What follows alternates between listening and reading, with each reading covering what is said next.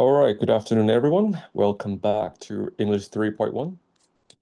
Just give me 1 second. Going to be sharing to you guys with my screen. My screen.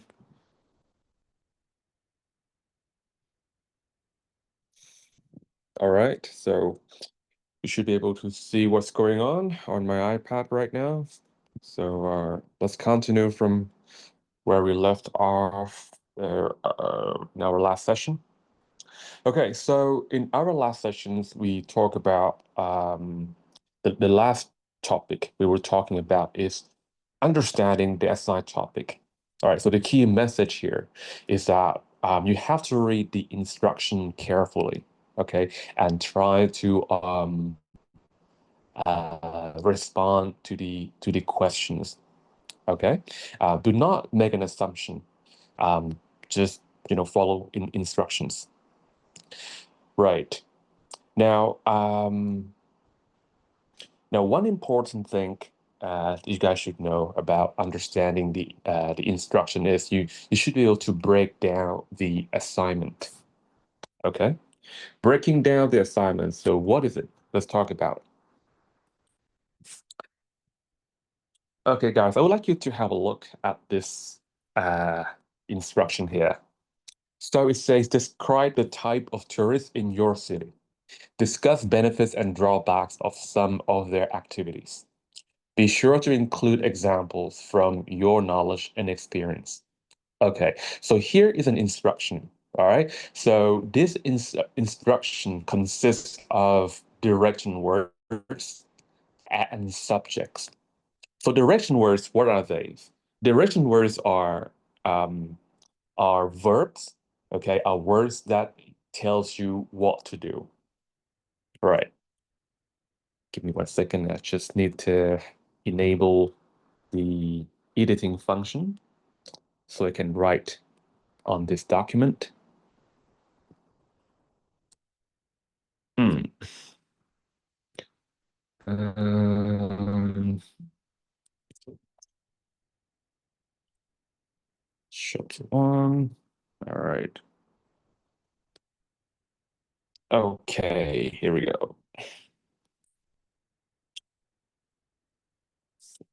How do I move this away? Right.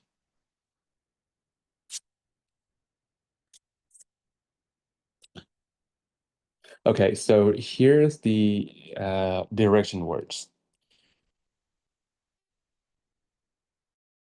So what I suggest you do if you're new to this kind of assignment is to underline all direction words like so.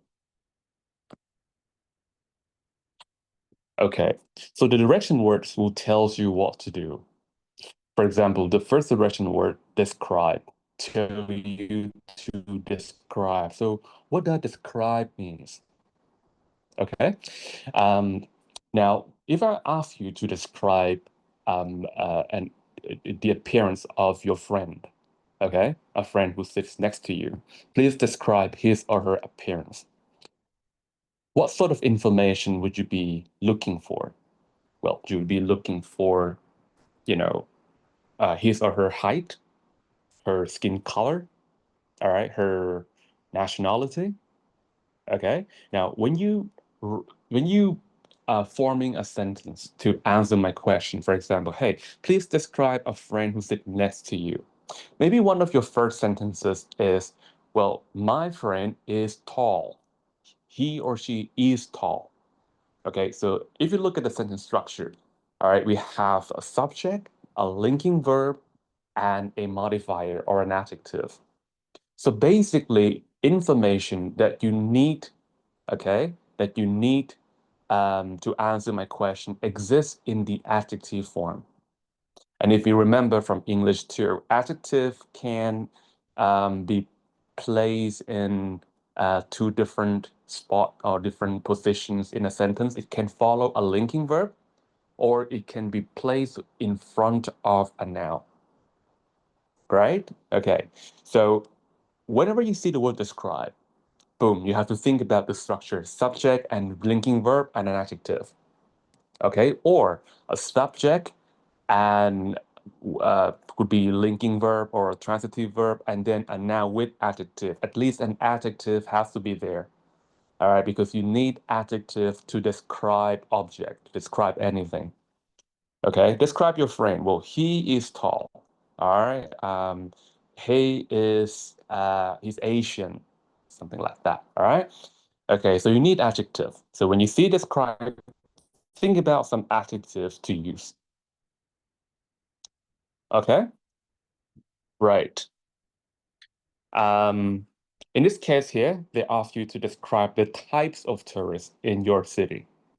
So you have to know different types of tourists. Now, when we speak about types, it could be tricky. We talk about type because we need to know the criteria that needs to be considered in order to break some things down into different categories or different types. It's kind of like if I ask you, hey, what are different types of humans? It's kind of vague, isn't it? It's kind of difficult to tell or identify types of human because we don't know in what ways should we categorize humans, right? By what manner, by using what criteria. It's difficult, right? But if I'm telling you, please, what are the different types of human being based on their sex? Okay. If I give you a criteria like sex, now it's easier for you to categorize humans. Now you can say, well, there are two types of humans based on their sex, right? We have male and female. Now, if I say, what are the different types of humans based on their genders? Now, the answer could be different because gender is bigger than sex, right? For sex, we only have two elements, male or female. But for gender, we can have more than just, male and female. You can have LGBTQ plus. All right, so that could be the range is larger, bigger. Describe human based on their personalities. Now that could be, quite a few, right? Because personalities definitely more than, one type, one kind of personality. So same here. If we try to categorize tourists, you need to know the criteria we are using. Okay. If you're looking at tourists, if you look at how they cross the border, we can have outbound, inbound tourists. That's it. If we um, categorize them based on their interest, like why are they traveling? Okay. Now we can have multiple types of tourists. We could have eco tourists, which are those who travel in search for in search no well I probably want to say those who travel in order to appreciate nature, in different parts of the world. Those who like to explore the world's natural wonders, natural beauty, so to speak. Okay. Um, but if the motivation for traveling is to participate in some religious activities or ritual, then we call them religious tourists, like those who uh, fly to this city, Mecca, I think in Saudi Arabia, right, to participate in this pilgrimage thing. Okay, we call them religious tourists. Right. Okay, next is discuss. So what is discuss? When I ask you guys to discuss, please discuss. Um, we don't normally say discuss about something, right? We usually say discuss the pros and cons. Okay. So when we hear discuss, one of the first things that should come to your mind is the pros and cons. All right. If you're discussing, there has to be two sides of the argument, good and bad, pros and cons. All right. Okay. That's that's That's what discussing is all about. When you see the word discuss, think about pros and cons, advantages and disadvantages. Okay. Now, sometimes you might get question that I discuss two different approaches, discuss different solutions. Okay. So what does it mean, discuss solutions? Does it mean to explain how the solution work? Or not exactly.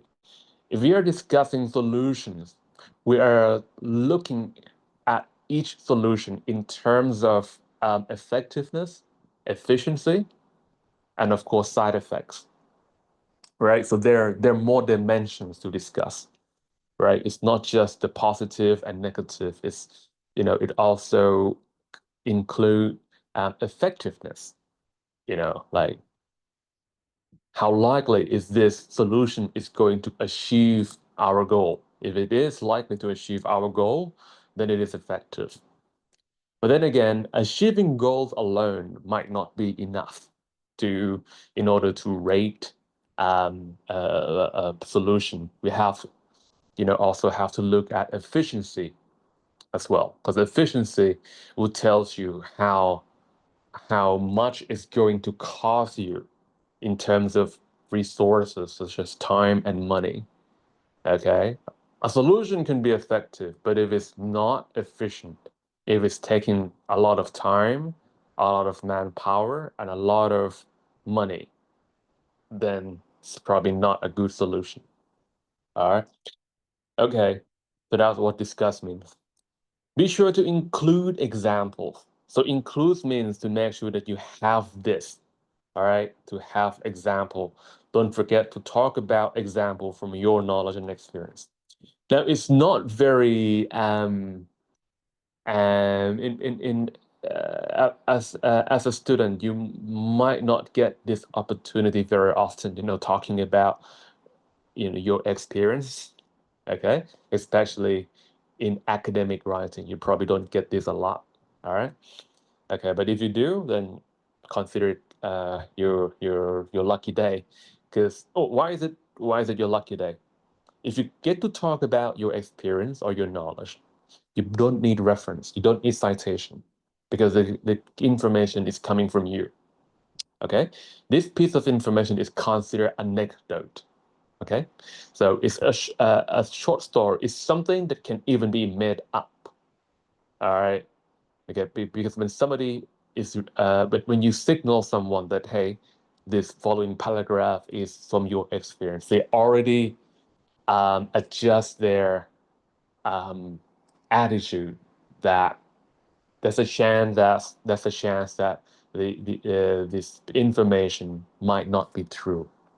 Okay, so they are mentally prepared for that already. Okay, so um, this table is just an elaborate method of differentiating direction word from subjects. Okay, so we have found three direction words: describe, discuss, and include. So direction words tell us the grammatical structure, the style, okay, and the part of speech that we need to use. Okay, now the subjects the subjects are basically grammatically is the object, right? Like describe the types the object, but we call it subjects because this is the key word. This is what we have to focus on. Okay, so um a kind of a sentence that describe types of tourists, okay, is okay. Let's give you an example. There are maybe two different types of tourists. So here's a topic sentence. Okay. Now, one type of tourist is uh sorry, inbound tourist.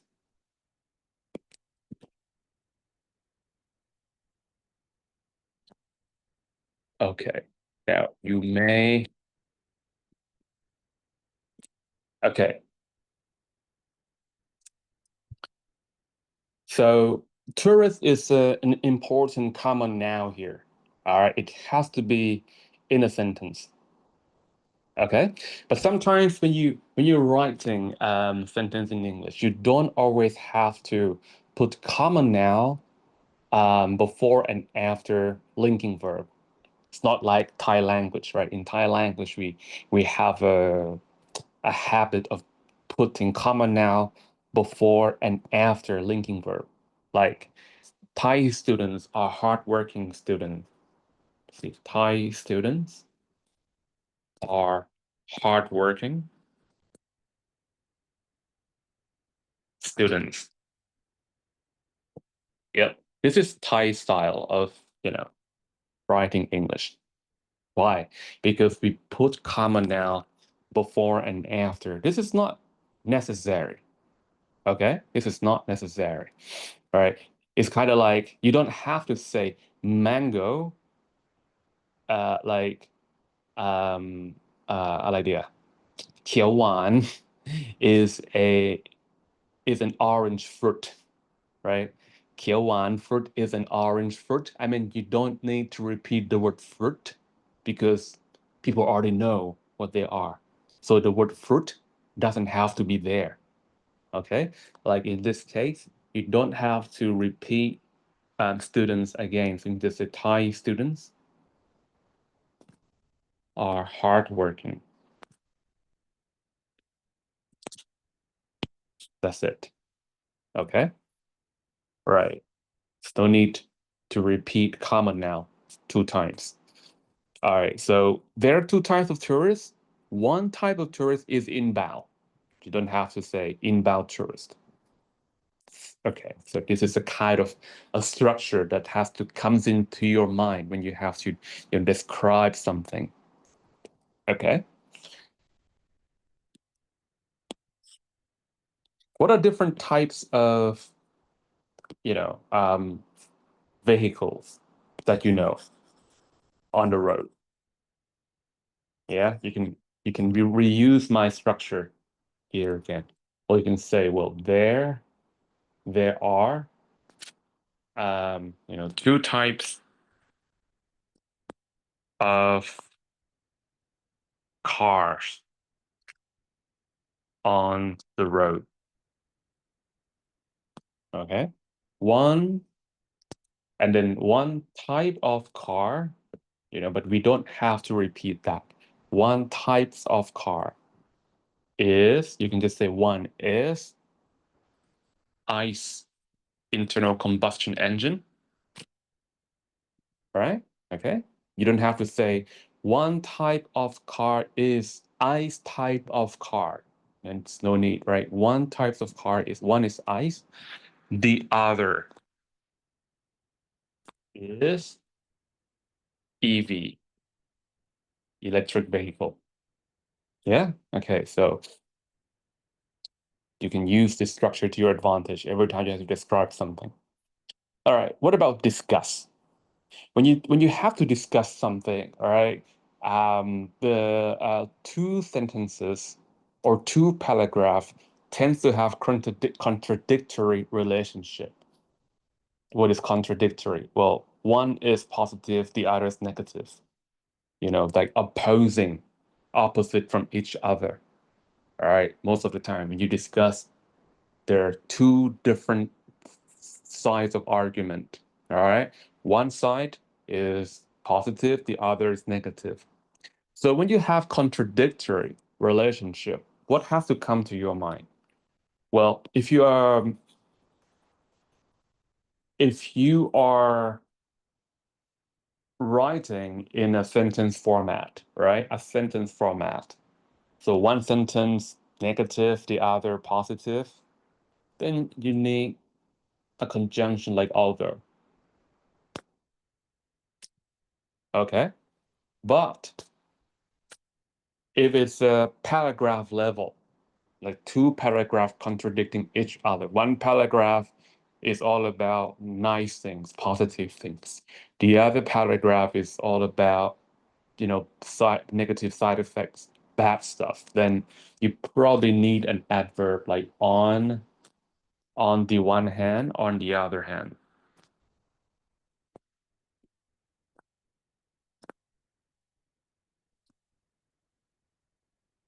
On the other hand. It's like that. Okay.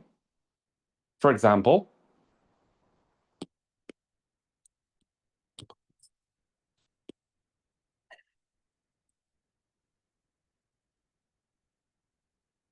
as a at a sentence level, all right, if we want to talk about pros and cons of using EV car, I can say,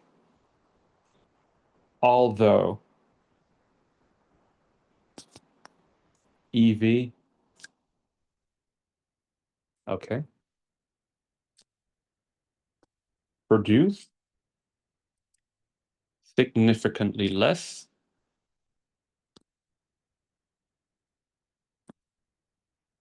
emissions. Okay, so that's a positive aspect. Although EVs produce significantly less emission, they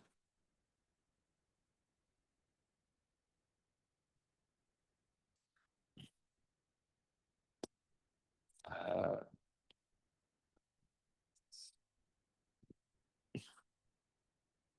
uh, their maintenance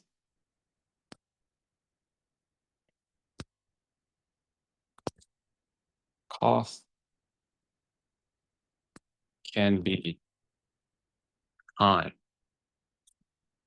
It's not necessarily true. Just giving you guys an example, all right? Other EVs produce significantly less emissions, so that's a positive effect on the environment. Their maintenance costs can be high, so that's a negative effect, but not on the environment, it's on the users. So that's a negative aspect. Okay? So this kind of sentence usually exists where? Not really in body paragraph, because in body paragraph, we don't like to combine positive and negative all in one paragraph. We like to separate them. All right. So one paragraph only for positive sides, the other for negative. So this kind of sentence usually exists in conclusion, right? This kind of sentence, conclusions. You can just imagine that, hey, okay, if I'm giving you a question, a task, I want you to describe the pros and cons of EV. Okay, so you can have an introduction that outline what you're going to talk about, and in your body paragraph is give me all the details or the infos about positive aspects of using electric vehicles. Right. Okay. First, electric vehicle produce less carbon emission. Electric vehicles does not require you to visit gas station. Whenever you want to refuel, you can refuel at home because we don't really use the word refuels yet. Should be using the word recharge, right? Because there's no fuel, there's no fossil fuel, right? So you can charge it up at home. It's kind of like your phone, right? Okay, you don't have to go to a station to charge your phone. You can charge your phone at home. The same is true for electric vehicles. So it gives you that kind of convenience, right? You can charge it up at home, just like your cell phone. All right. And the third positive aspect of EV might be that um, it's it has a higher acceleration, could be, okay, or higher acceleration. That means it takes less time for you to change speed, to go from one speed to another. It takes less time, and it's very quiet, isn't it? It's very quiet because there's no explosions going on in the engine. Yeah, can be relatively quiet compared to the internal combustion engine.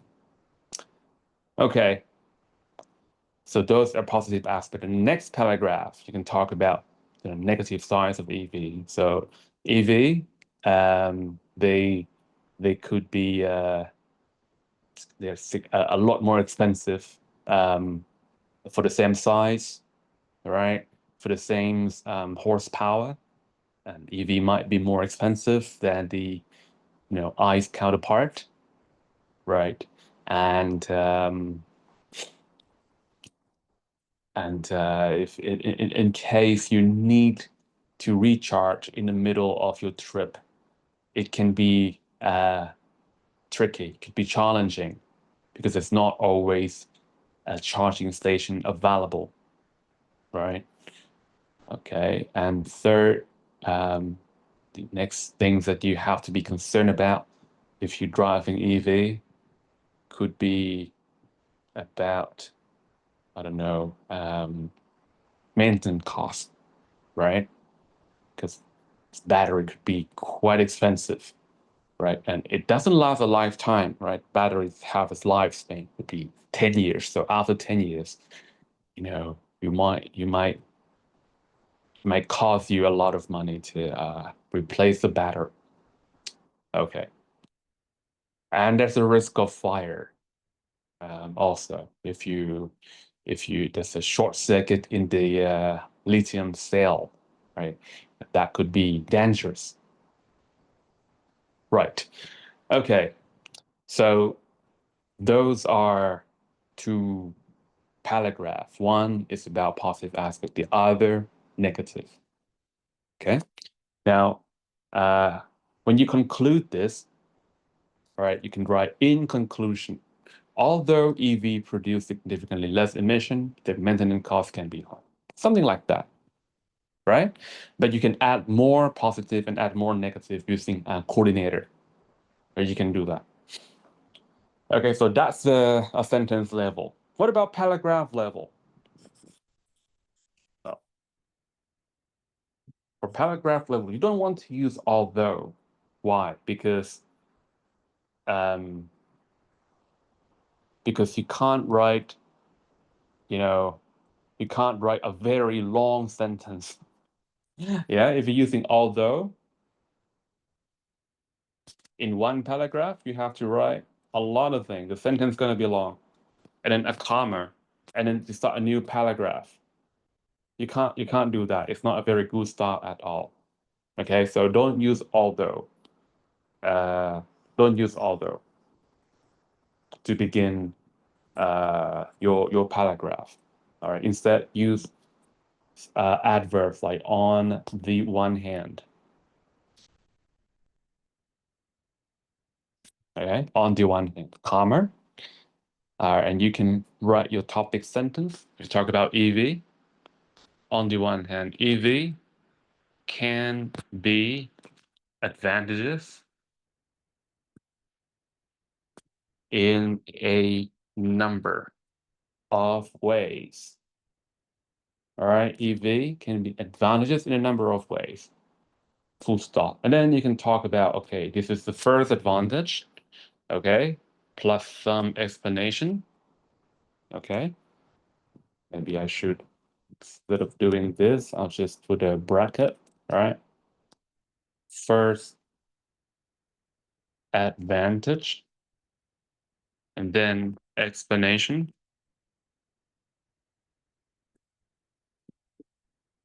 All right. And then second advantage, and then explanation.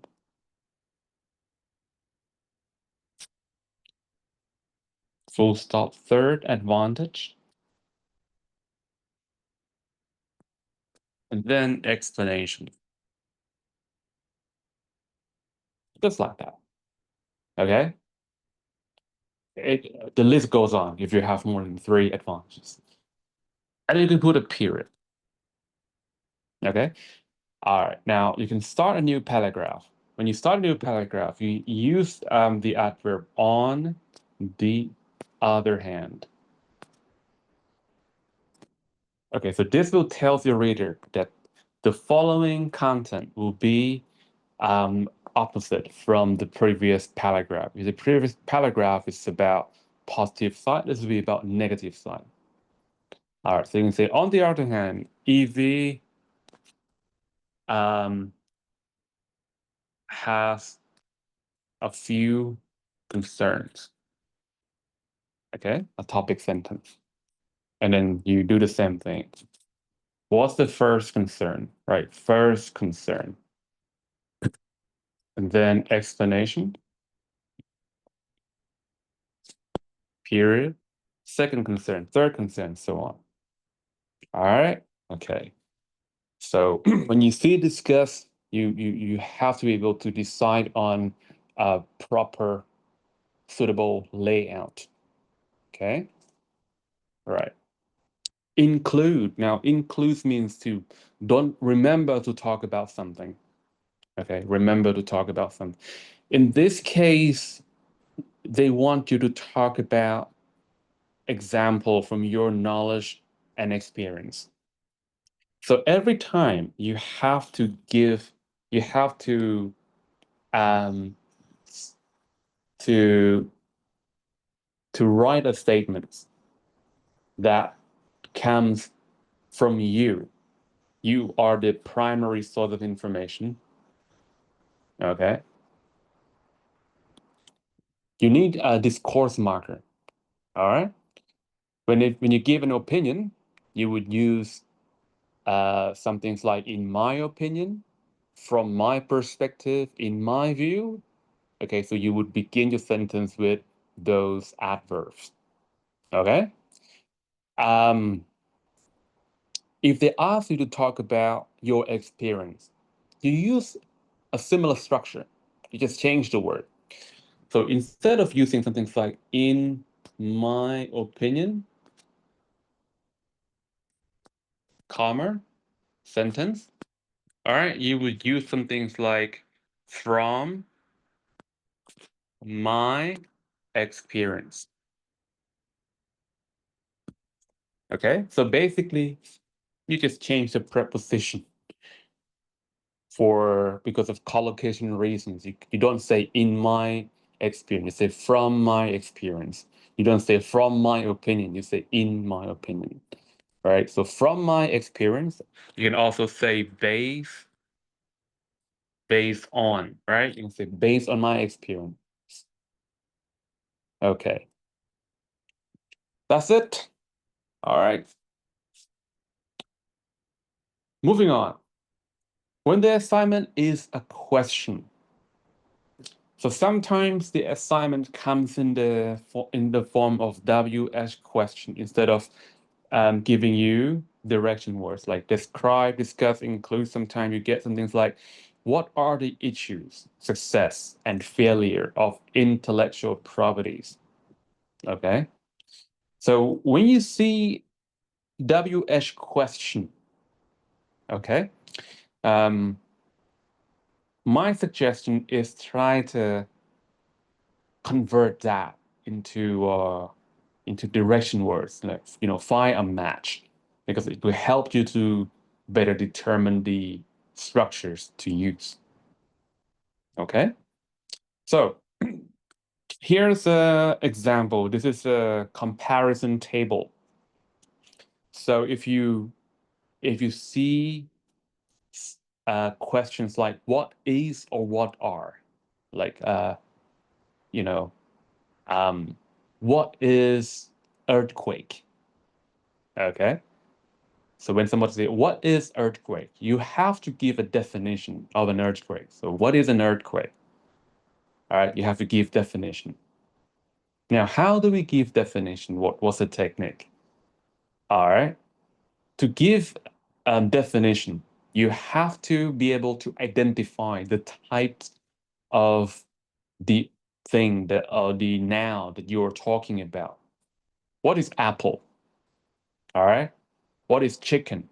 What is apple? You need to be able to identify the category, all right, or the group that a certain nouns belong to.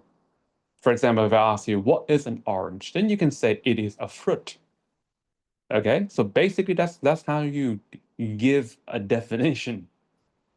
All right, when you say orange is a fruit, that is your definition right there. All right, what is number four? What is four? Well, four is a number. Apple's a fruit.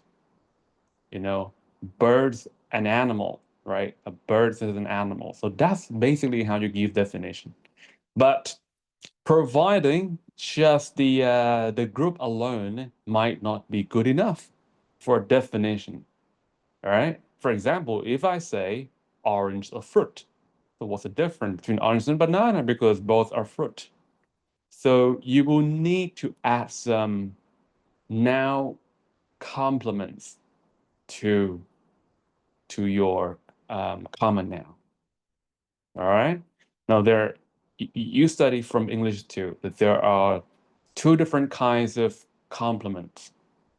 In fact, three different kinds of complement that you can add to a noun. You could use an infinitive, right? Infinitive, to plus a verb. You can use prepositional phrase, okay, which is a preposition and a noun, or you can use a heavy-duty structure, an adjective clause with that as a relative pronoun. So those are the structure that has to come to your mind when you are giving a definition to something. Okay. What is number four? Okay. How would you answer my question? How would you define four? What is four? All right. One example is, well, four is a number. Okay. You can also say is a number that is divisible by two. So that's one way to give it a category, right? Four is a number that is divisible by two. But if you ask yourself a further question, what do we call number that is divisible by two? Well, it's an even number, isn't it? So we can say four is an even number. So you basically transform a relative clause into an adjective because they mean the same thing. Even number is a number that is divisible by two, right? Evenly divisible by two. Okay. All right. What is orange? Orange is a fruit that has high vitamin C content and it has sour taste, whatever, just adding information that can help people to distinguish between orange and other kinds of fruits. Okay, what's Thailand? Well, Thailand is a country. Not good enough. Thailand is a country that is in Southeast Asia, right? Which is, it is located right. If you use the coordinate, it will be perfect, but I don't remember the coordinate. What's the coordinate of Thailand? I mean, there's no such thing as coordinate of Thailand, but we might have to pick a province, okay, that is in Thailand, right? I think Bangkok. I think Bangkok, not so sure, is 100. Let's have a look at the altitude of Bangkok, latitude and longitude, the GPS coordinate. I'm going to ask, okay, what is the latitude and longitude of Bangkok? It's 103 or something. I'm not so sure. Oh, it's not 100. It's 13. All right, 13 .7563 degree north and 100.5018 degree east. Okay, so the first number is the latitude. The second number is the longitude. So that's Bangkok, right? Okay, so it's located at Thailand, right? We can consider Bangkok because it's a capital city, right? Thailand is located at 13.7563 degree north, 100.518 degree east. Right. Next is what cost. So that's relatively simple. If somebody asks you what cost, they want you to identify or explain the cost of something. How are or how does? The how question can be tricky, right? Let's talk about how a little bit.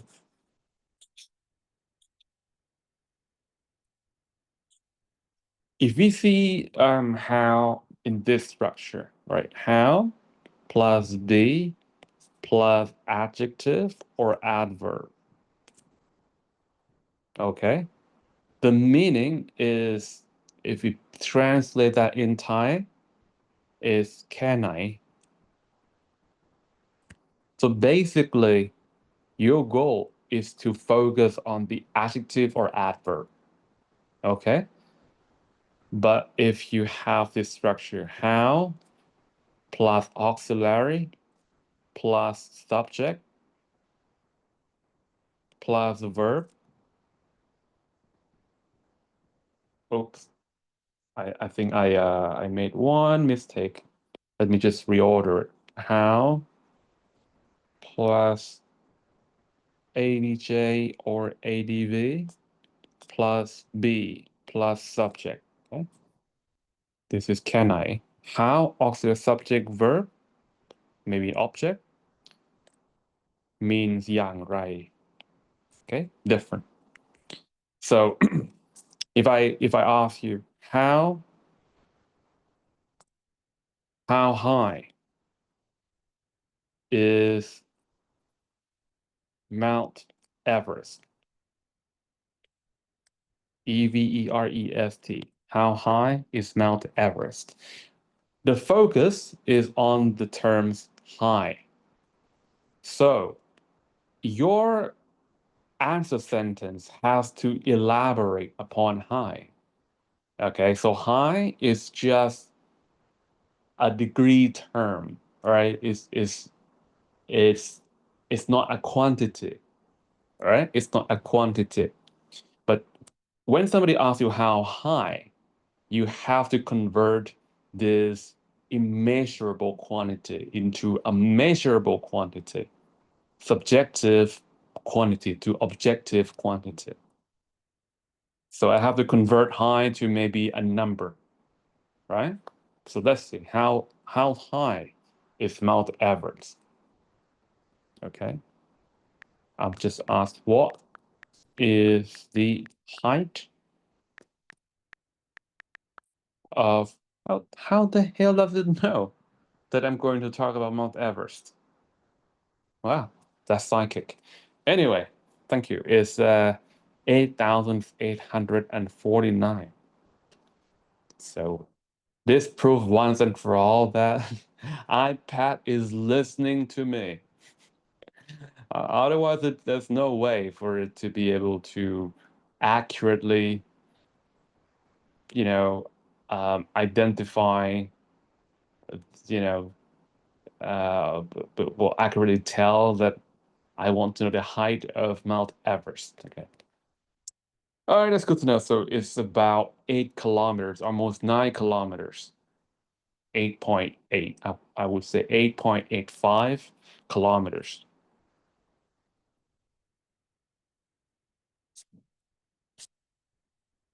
How high is Mount Everest? So Mount Everest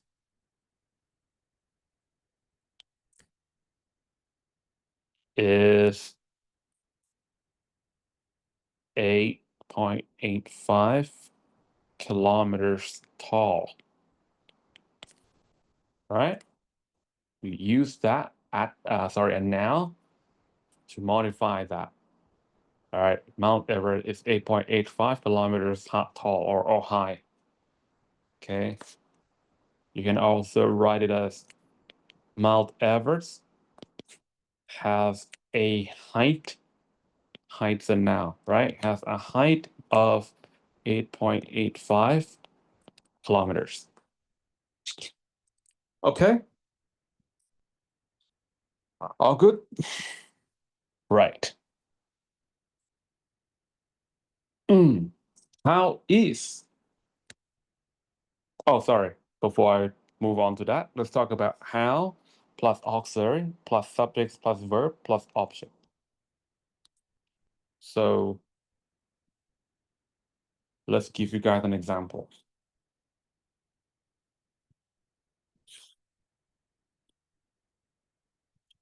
How can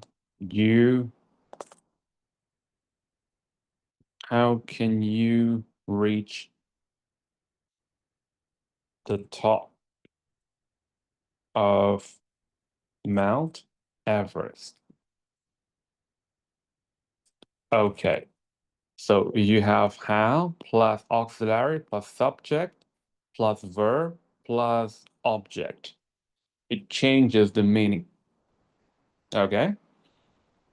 Now, in order to answer the questions, how can you, how plus, we need this structure by plus VING. That's the most typical structure to use to answer the questions how. Very typical. But this structure by itself is not an independent sentence, right? So we can't just say, well, by climbing it slowly. We can't do that. In conversation, yes, you can, because when you speak, you do not always need to have the correct grammatical structures. You could use phrases instead of sentence. That's okay.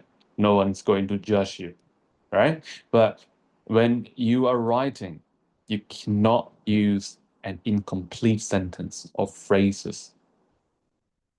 So how do we answer these questions properly in a writing style? So you have to say, well, we can reach the top of Mount Everest by climbing. Okay, slowly. Okay, with lots of safety gears and enough food and drinks.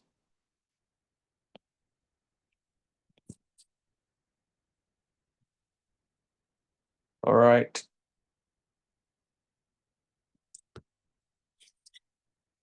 So that's how you put that structure to your advantage. All right, by has to be there, right? This is just an adverb phrase, so we need a main clause first, right? We need a main clause. So we can reach the top of Mount Everest is the main clause. If you don't like the similar wording, you can just, make some changes to it, all right? You can say, for example, we can get to the top of Mount Everest by climbing it slowly, right? With lots of safety gears and enough food. Okay. All right. Now, I'm gonna skip exercise 1.1 because it's too easy. Now, let's have a look at some more direction words. Okay, so we already looked at some of the questions, right? And understand what they mean. Okay, I'm gonna skip all this because the corresponding direction words are already here in this table. So I'm going to skip this. Okay, right. So we're going to be looking at each and every term, every direction word, and trying to understand what it means. And if I can, I will give you some examples so that you can see the picture, you can understand clearly. All right. So the first term, analyze. Okay, analyze. What does it mean? It means divide the issues into its main parts and discuss each part. Consider how parts interact and how they work together to form the whole. All right, that's important. How parts interact. All right. How parts interact. That simply means the relationship.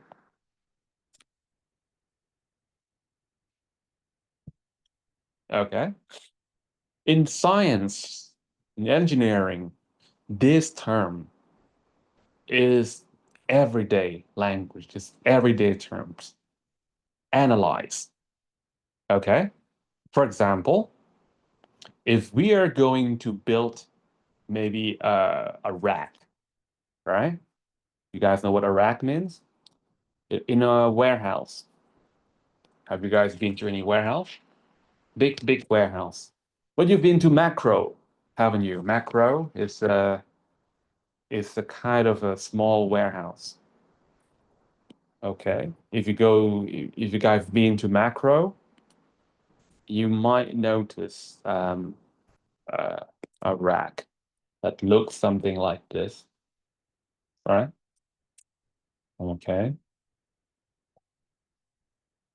It's kind of like a shelf, right, in macro.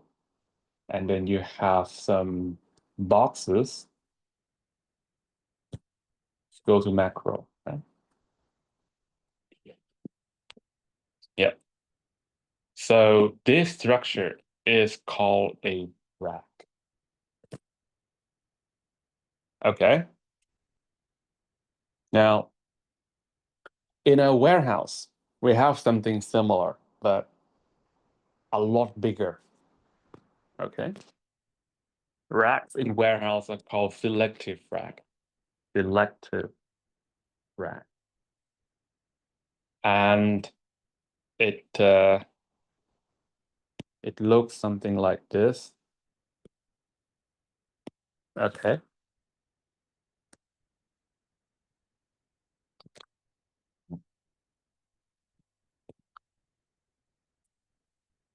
Look like this.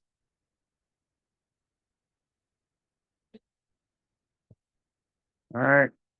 This is called an upright or a post. Okay? It's bigger, way bigger. It's about 10 meters tall. Very tall. 10 meters. That's like three three story, almost four story เท่ากับตึกสูงประมาณ3-4ชั้น Okay.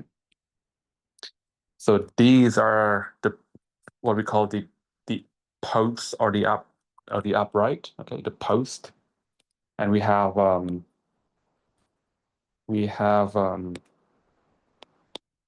beam. Okay. This is a beam. This is where the pallet or the products are sitting on. But the products in a warehouse, all right, is way heavier than those boxes you see at macro. All right, would be two pallet like that. Each one would weigh a ton or 1,000 kg, right? Each one. So two of this, right?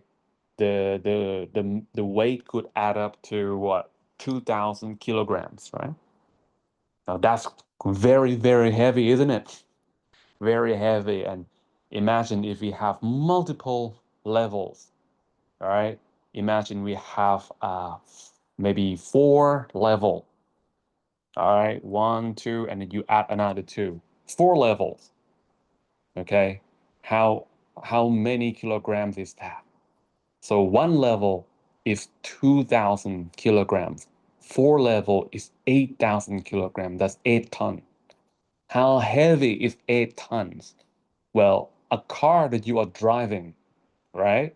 Um, a regular sedan car or hatchback that weighs about 1.4 tons or 1,400, right?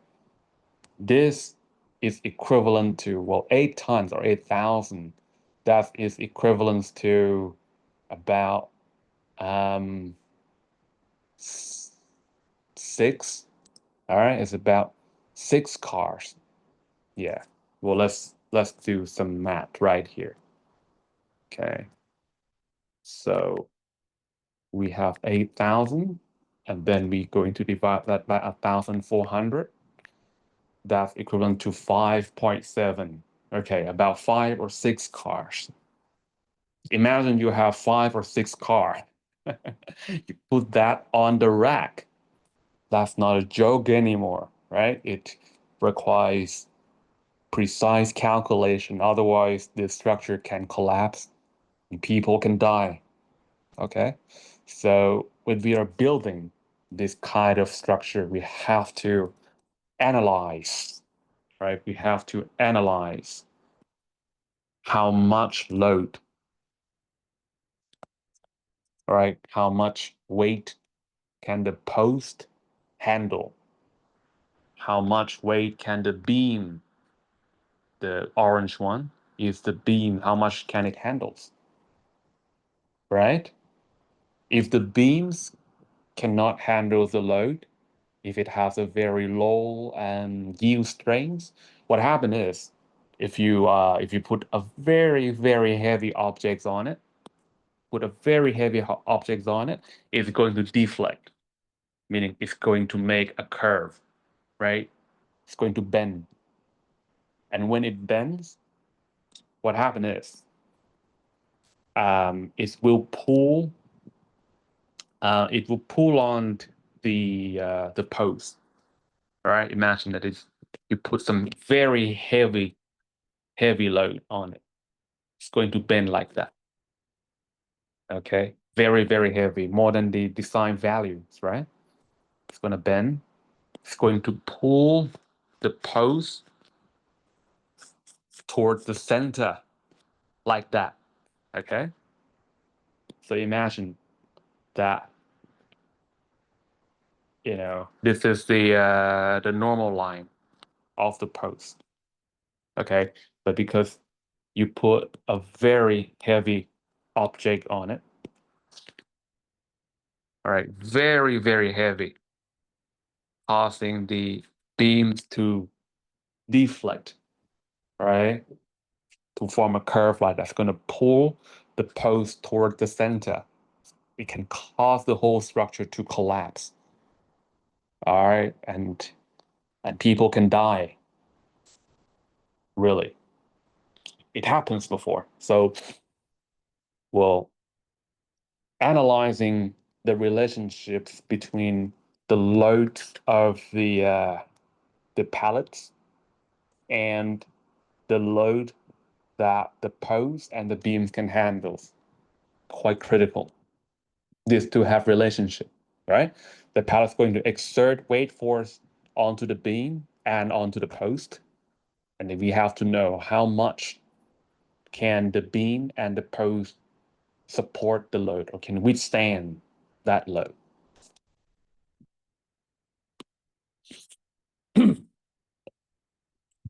But you guys don't have to do that, do you? So analyzing relationship at your level is basically trying to understand the statements. Now, let me give you a statement. But before that, I have just glanced at the time, and it's 3 o'clock in the afternoon, and it's time for a break. Okay, so let's take a 10 minutes break, and then we come back to do some more analysis.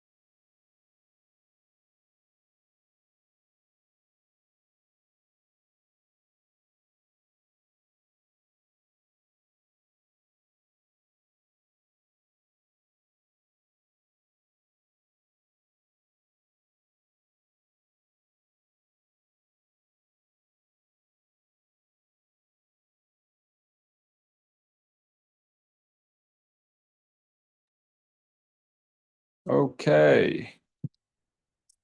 All right. Okay.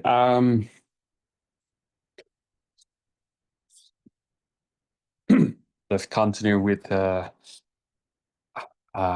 to understand the term analyze. Okay, so analysis are kind of similar. All right, if somebody asks you to analyze, they want you to find a relationship. Okay, analysis is the practice of analyzing. Okay, so if I'm giving you this statement, let's say Jack, right? I'm telling you a story, right? Hasn't Jack hasn't been able to sleep for 2 weeks.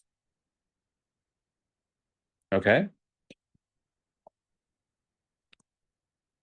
Uh, he spoke to his friend Tim about about the cure. All right, the cure for his issue. All right. Tim said, "Why don't you drink some alcohol?" All right, alcohol before going to bed. All right, before going to bed. Why don't you drink some alcohol before going to bed?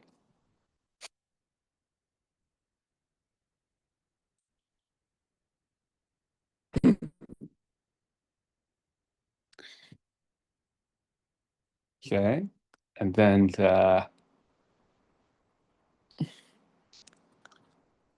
Jack, uh, Jack understood the advice, but was not so sure if he should take it. What do you think?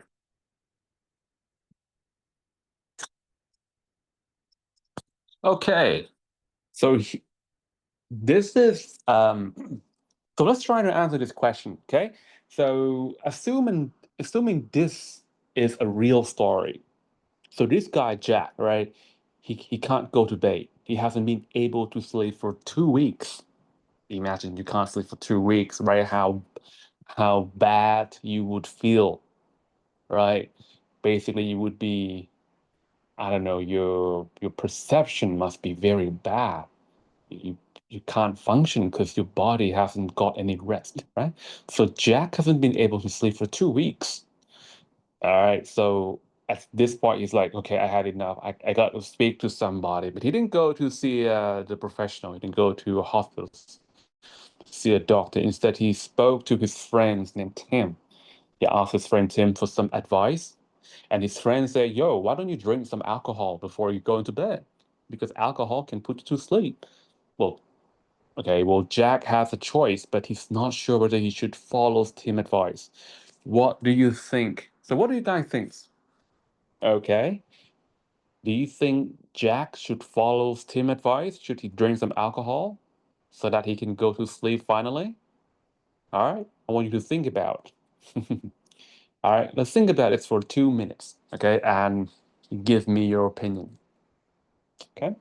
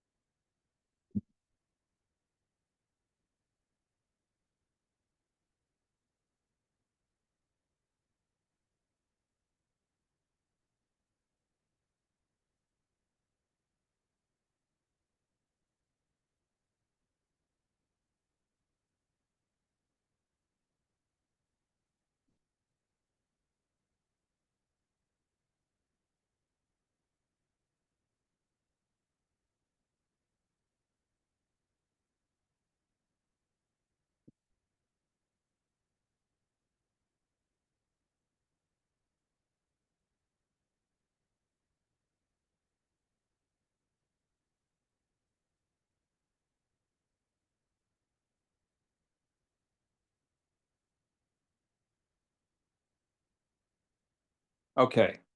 So what do you guys think? Right. Okay, so in order for me, I don't know about you guys, but in order for me to answer this question, I have to do what? Analyze. Okay? So how do I analyze, right? Analyze is finding the relationship between what and what, right? Okay, in this situation, right, there's advice. Now, for for anyone to give any advice, there has to be a problem, an issue. No issue, no advice. So there must be some issue. Okay, let me just use a different color,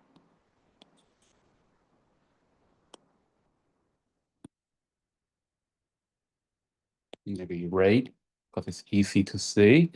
There has to be some issue or some problem. Okay, issues or problem. So what kind of issues are we talking about? Well, based on the given statement, the issues we are talking about is some guy hasn't been able to sleep for 2 weeks. So what do we call this? We call this insomnia, right? All right, it's a term used to describe a health symptoms, haven't been able to sleep. All right. Well, in order for a problem to happen, there has to be the cause of it. So something has to malfunction. All right. So in order for problems to occur. But is it given here? Do we know the cause for Jack's inability to fall asleep? Nope, it's not really given. Like we don't know the cause based on the statement. But we do have advice from his dear friends Tim. His friends Tim suggests that he drinks alcohol, right? Drinks alcohol.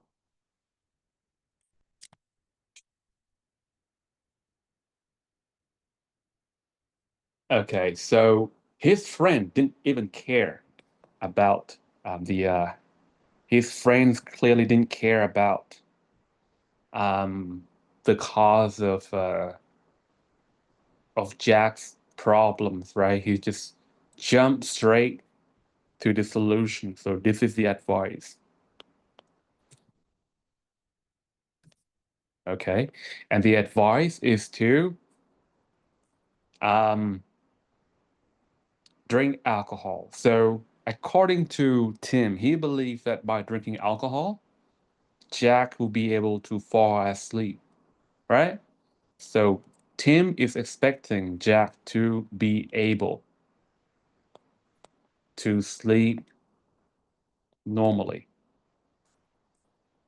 by following his advice. So this is the expectation. All right. Now, both Jack and Tim, they must share the same expectation. Jack's want to be able to sleep, and Tim wants the same thing. Jack doesn't know how, Tim's know how. But would you believe this? Do you would you tell Tim, I mean, would you tell Jack to follow Tim advice? Well, based on my analysis, so analyzing this is to identify the problem. Okay? So when you're given statements like this, right, you have to be able to distinguish what is what. You have to be able to tell what is what, right? The first statement, Jack hasn't been able to sleep for 2 weeks. That is a problem. That's the problem in this scenario here. All right. He spoke to his friend about, the cure for his issue.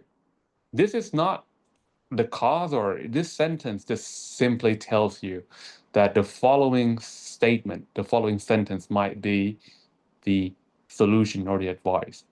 All right, so the next solution, the next sentence, Tim said, why don't you drink some alcohol? That is the advice, isn't it?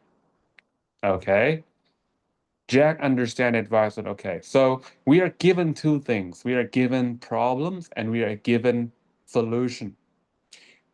We can assume that the expectation on for both parties is to be able to sleep normally.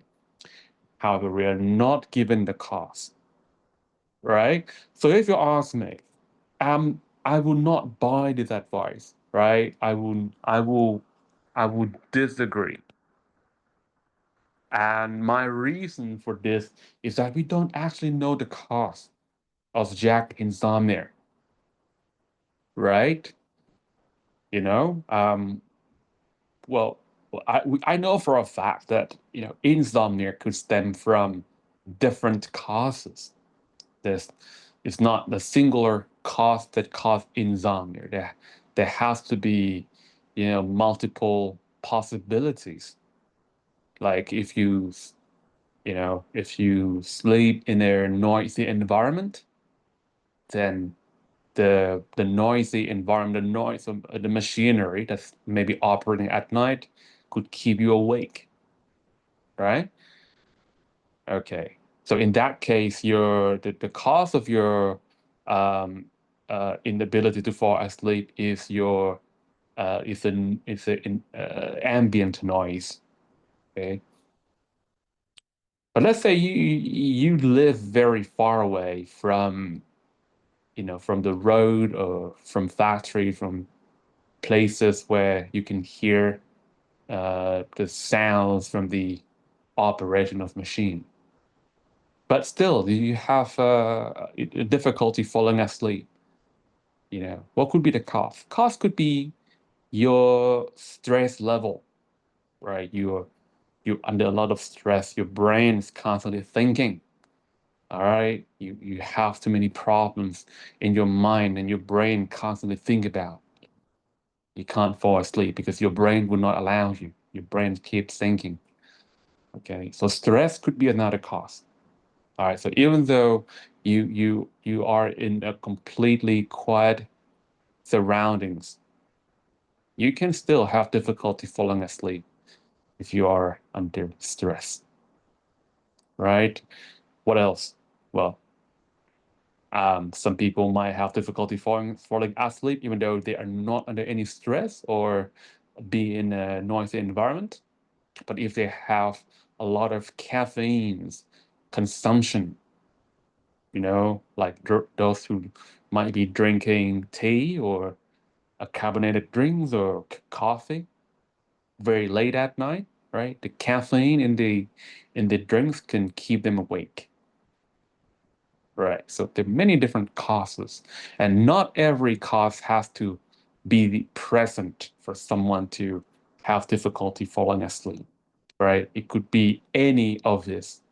If any of this is true, then you could have difficulty sleeping. So I think it's based to, you know, um, collect some more data in before we can jump to a conclusion. So we need to know, where Tim lives, all right? I have to maybe ask Tim that, hey, the your house, where you sleep, is it noisy at night? Okay, do you live near the road or do you live near any factory or is there any road work that is going on in your area?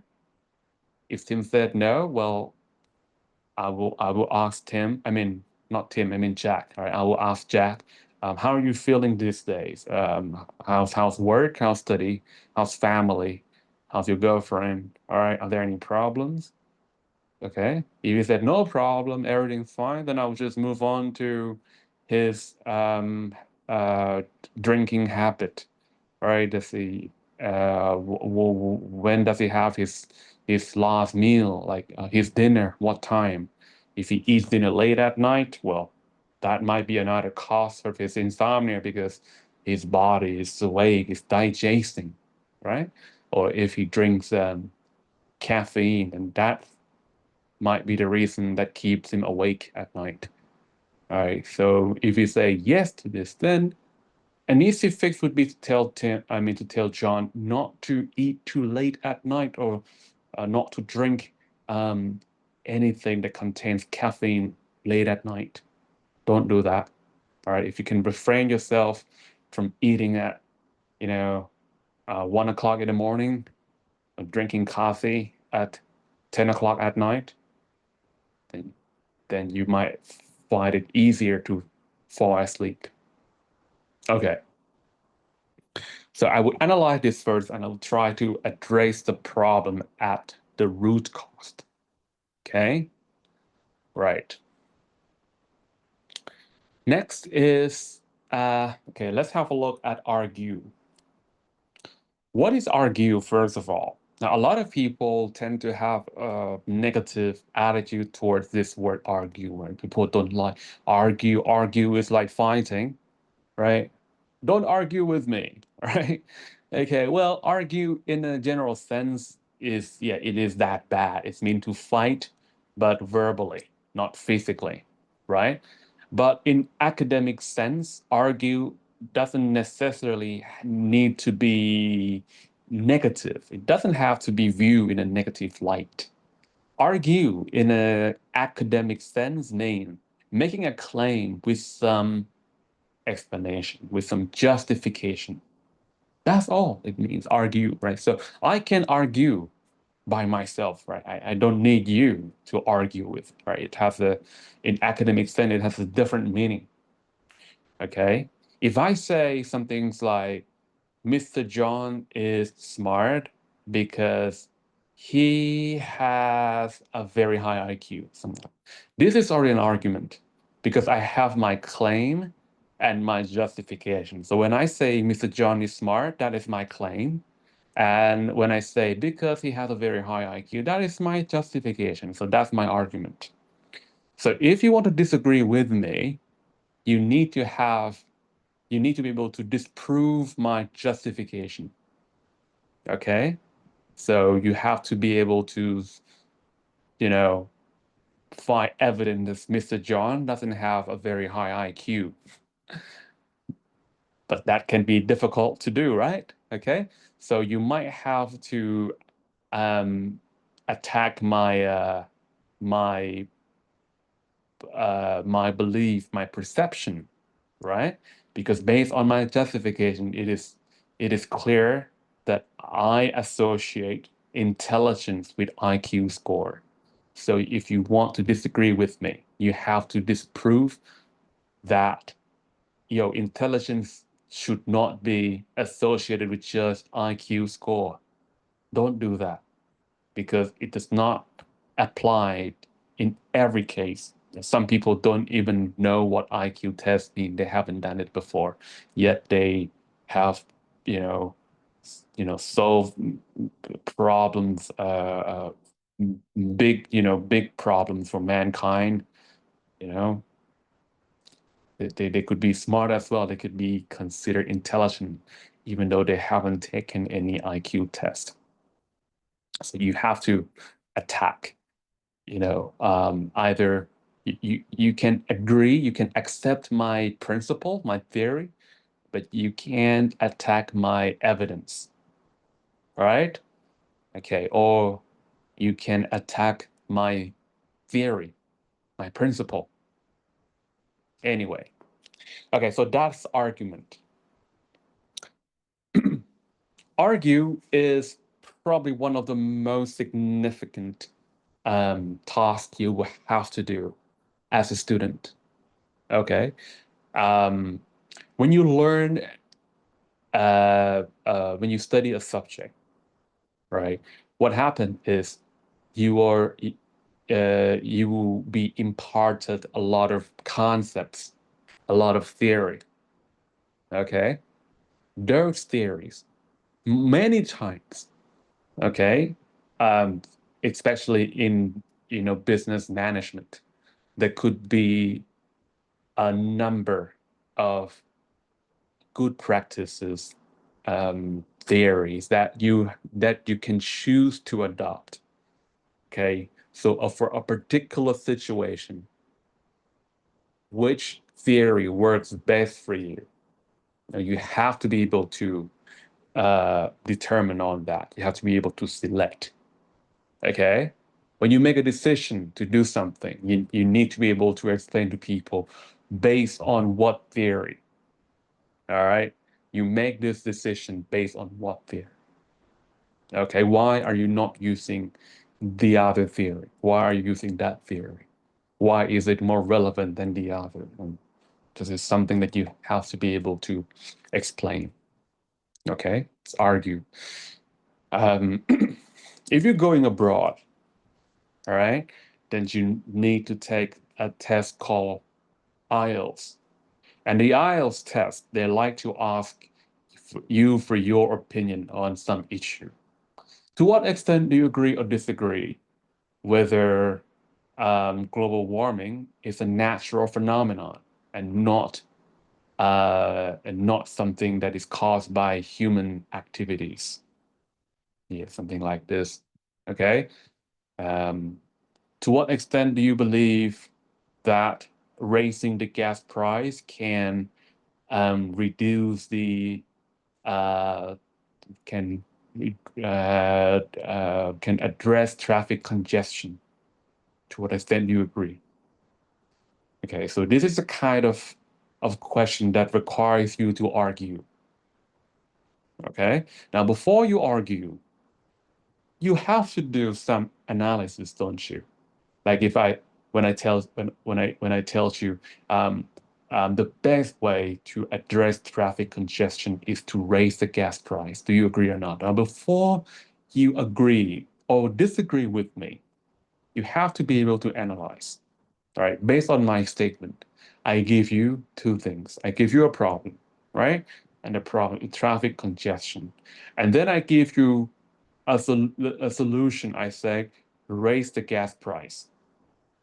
Now you will see that my argument, my statement, doesn't reveal or take into consideration the causes of traffic congestion at all, right?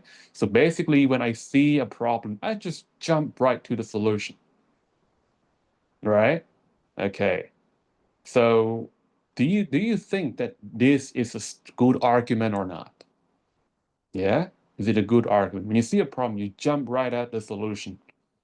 When you're feeling sick, you just go buy medicine. When you cough, okay, let's go buy paracetamol. All right, it is a good thing to do. Not really, right? Because coughing is just a symptom. You could be coughing out of a bad cold, or you could be coughing out of tuberculosis or TB. Now, while coughing as a cold and coughing from tuberculosis might not be different, the disease are quite, the severity is the for tuberculosis is much bigger than just a bad cold, right? So if you cough because you contract tuberculosis, you can't just take paracetamol. It's not going to cure you, right? Because tuberculosis is bacterial infection in your lungs. You're going to definitely need some things more than just paracetamol, right? Okay, so my argument is weak because I haven't taken into consideration the causes of traffic jam. Okay, so this will allow you to attack me, all right? So you can come up with a stronger argument by looking at the possibilities of traffic congestion, of what could cause traffic jam. Now, what do you think can cause traffic jam? Now, think about your everyday commute, right? Does anyone here drive? Right, I drive, so I sort of know what caused the problem. Okay, the place where I live, yeah. Okay, we have bad traffic in the morning. Okay, and the reason for this is road work. Okay, road work creates bottlenecking. So instead of having 2 lanes or 3 lanes, you know, The roadworks reduce the number of lanes down to just one. Okay, so we are having a bottlenecking, and that's the cost of traffic congestion, at least in my area. Okay, now at night when I go back home from work, sometimes there's a traffic congestion, and the reason sometimes it's not because of road work, it's because of accidents. When we have accidents, all right, this traffic will begin to snarl, right? Because what? Similar to road work, a lane has to be shut down, right? Cars has to maneuver away from the uh, from the spot where the accidents occur, right? So sometimes it's required that we take a detour, right? If the accident is major, we have to take a detour. Can't use the main road anymore, right? Or sometimes the weather is the cause for traffic jam. Like when we have heavy rain, a heavy rainstorm where it's also windy, you can't see the road clearly. Um, the wind is too strong, the rain is too heavy. Then you have to slow down, right? You have to slow down significantly. And the cars approaching from behind have to slow down as well. There's going to, the gap that you have to leave between your cars and the cars in front of you is going to be bigger. So that's again cause you to slow down and we have traffic jam, right? What else could cause traffic jam? Well, I noticed that when I go back to my home in Saraburi, especially on the long holidays, right? Traffic crazy. Right? I begin to see cars that I normally don't see on a daily basis. Why? Because more people are using the same road. Okay, so um, migrations, all right, or people relocating their home could be another cause of traffic jam, correct? Okay, because when people shift to be in the city, like Bangkok, for example, right, they're going to be driving their own cars, right? So more people are shifting to Bangkok in search for work or, or to settle down, right? They bring with themselves their families as well. Then the populations that demands personal transport will increase. So that means more cars will be on the road, but the road capacity cannot increase with respect with the increasing number of drivers, right? Road capacity cannot keep pace with it. And then we have what? Traffic jam. So there are multiple causes, as you see, right, for traffic jam that we need to know, we need to be able to pinpoint because at every towns will have different causes for traffic jam. Right. Okay, so once we figure out the cause, then we should be able to select a more suitable solution. For example, if the cause of traffic congestion in your area is about road work, then the probably the best way to address this is to use public transportation, right? Because you can't force them to work faster. Okay, right. So as a civilians, as the normal people, you just need to use public transport. Okay, but what can governments do to help? Well, create a deadlines. Okay, most of the time when we see road work, we don't know what the deadline is. So it's just this kind of work can just go on forever. Okay, so the authority needs to set the deadlines. And if the project exceeds the deadline, then there will be some fines that the subcontractor will have to pay. Now, this will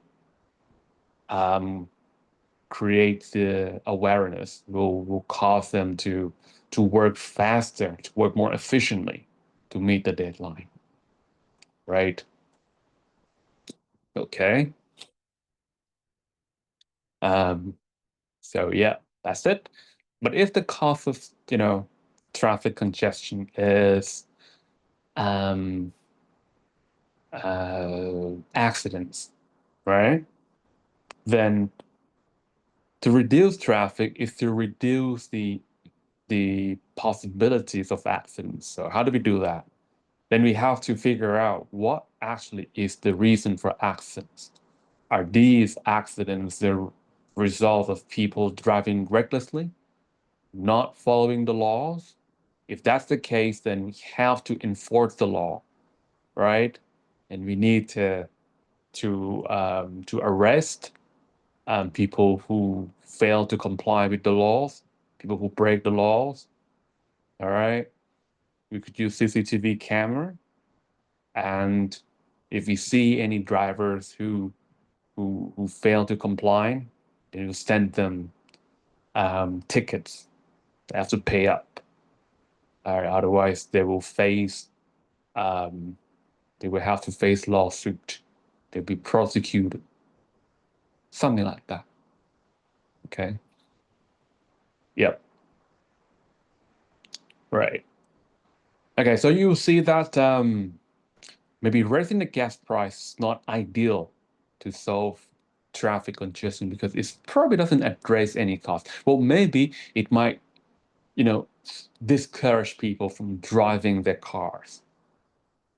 But then again, it might create some side effects because um, while it's true that raising the price of gasoline will make people feel, less likely to drive because they don't want to pay for gas.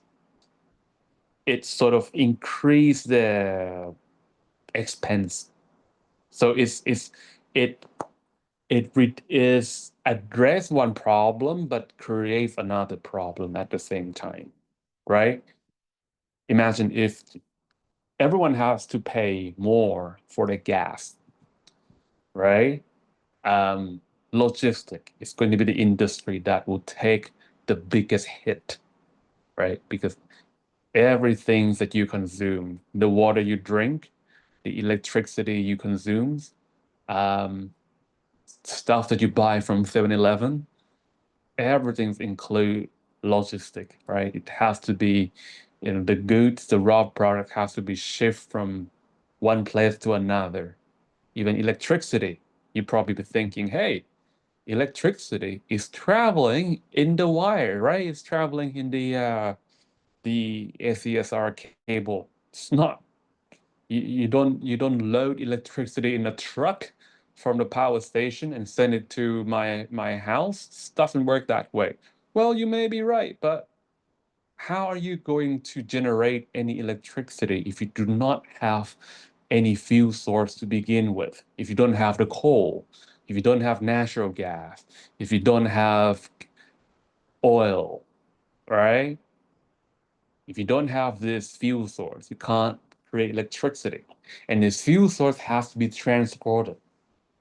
If your power station generate electricity from coal, then coal has to be transported sometime from as far as Australia.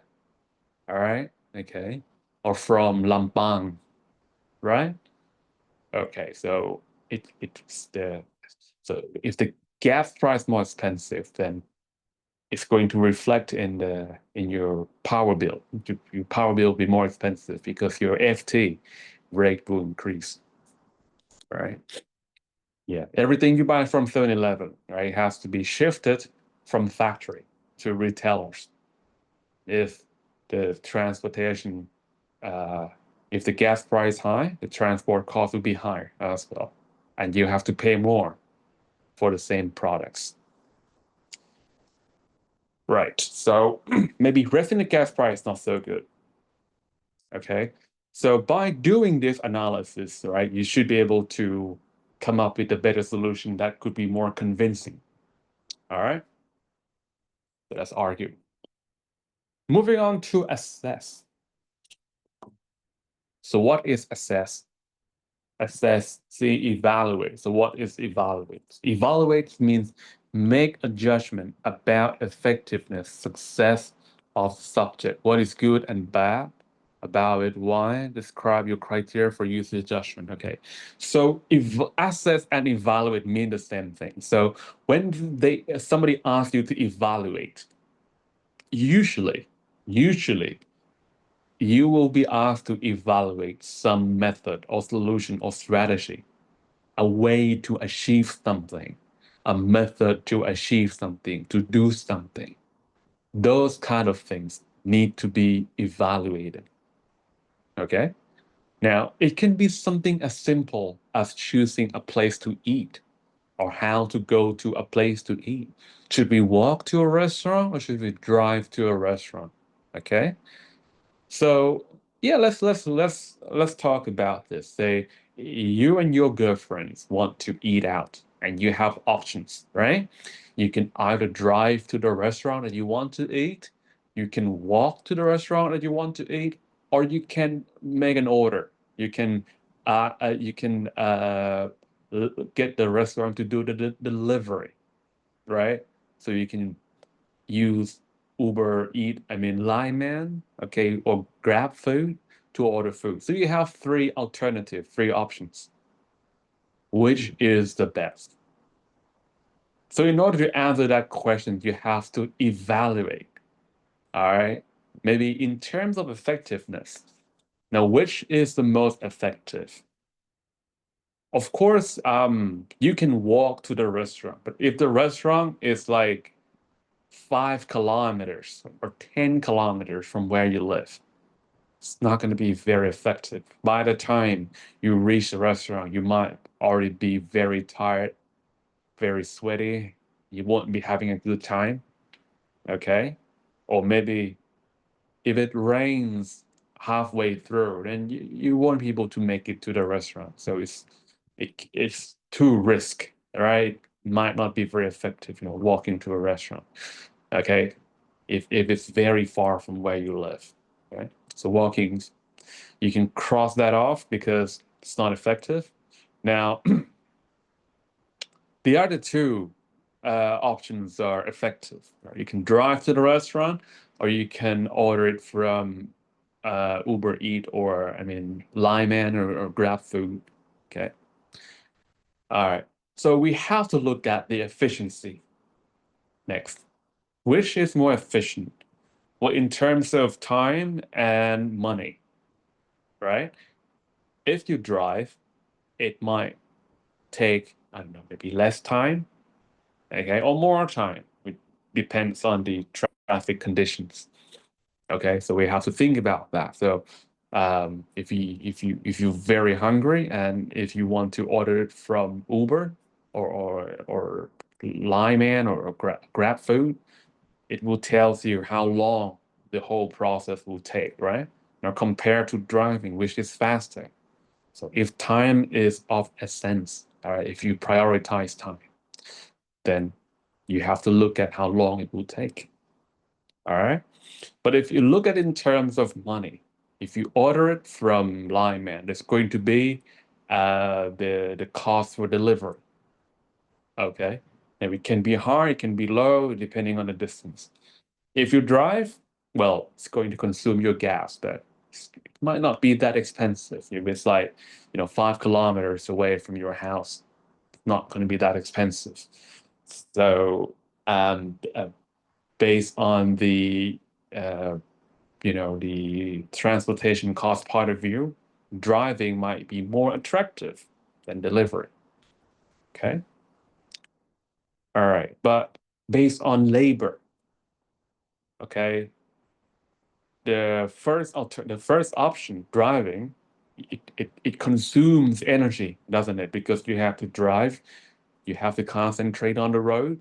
Okay. Whereas doing the delivery doesn't cost you any labor. You don't have to do anything. Just sit at home and wait for the food to arrive in your front door. Okay? So, which is more efficient in this case? I'll say delivery. If you consider all three aspects, right? Time, money, and labor. Right. Okay. The last things that you might want to be looking at is the side effects, right? The pros and the cons. Okay. If you drive, then clearly you are contributing to the carbon emissions, right? Because you are polluting the environment, even though people don't consider that very much when you're driving, right? You're actually contributing to carbon emissions every time you drive your car. Okay, that will be side effects. What else? Well, if you drive, then you could put yourself at risk of accidents. Yes, it can happen, regardless of how unlikely it can happen still, right? There might be 1% chance. It's still a chance. There's a risk. Okay. All right. What else? Um, you might be disappointed that the restaurant is closed on the day that you want to eat. Okay, if you drive there, unless of course you check on Google Map to see the operating hours.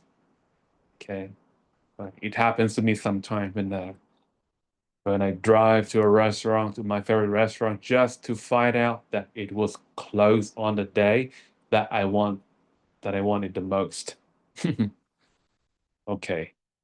So those are side effects, negative side effects, right? What about positive side effects? That's something you have to think about. Okay, so that's what assess and evaluate means. Okay, so um, if you are asked to evaluate or assess any method, there are three things that you have to be looking at: effectiveness, efficiency, and the side effects. Side effects are pros and cons. Okay? Next is classifying. Classifying is to categorize or put stuff in according to their respective groups. Okay, that's classifying. All right. Um, yeah. Um, so, for example, what are different types of tourists? Basically, they ask you to classify tourists, put them in different categories. Okay. Sometimes classifying is not something that they directly ask you to do, but you do it anyway just to make things more organized. Okay. So when you classify, you can, break things down in different groups, and each one will have its own paragraph that could be, an advantage of classifying something. Okay.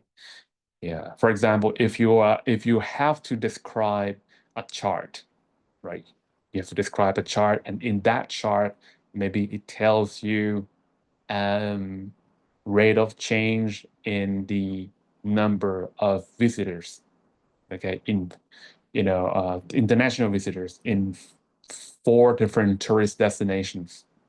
Okay, so you might have Bangkok and Singapore and Tokyo and Manila and Rio de Janeiro. Okay, and then you will see um, a line graph that change every year from maybe 2000 to 2015. Okay, all right. And then you have to talk about the chart. So one thing you want to do is to organize it, to classify it, right? You can break it down. You break down your paragraph into maybe four different paragraphs based on the destination that you want to focus on. So one paragraph is for Bangkok, the other for Tokyo, the other for Rio de Janeiro, the other for Manila. Okay, making things uh, more organized. Next is to compare. Okay, so compares mean to find similarities. Okay, if they ask you to compare two different tourist destinations, okay, like please compare Bangkok with Singapore. Okay, so you want to look for what they have in common, right? What do you think Singapore and Bangkok have in common? All right. Well, in terms of geography, oh, both are in Southeast Asia, so they tend to, they should have the same climate, right? Should have the same climate, okay? And people who live in Bangkok and Singapore are both Asian, right? So the kind of food that they eat will be similar, something like that. Okay, so those are similarities. Okay. Contrast. Contrast means to find differences. So what's the difference?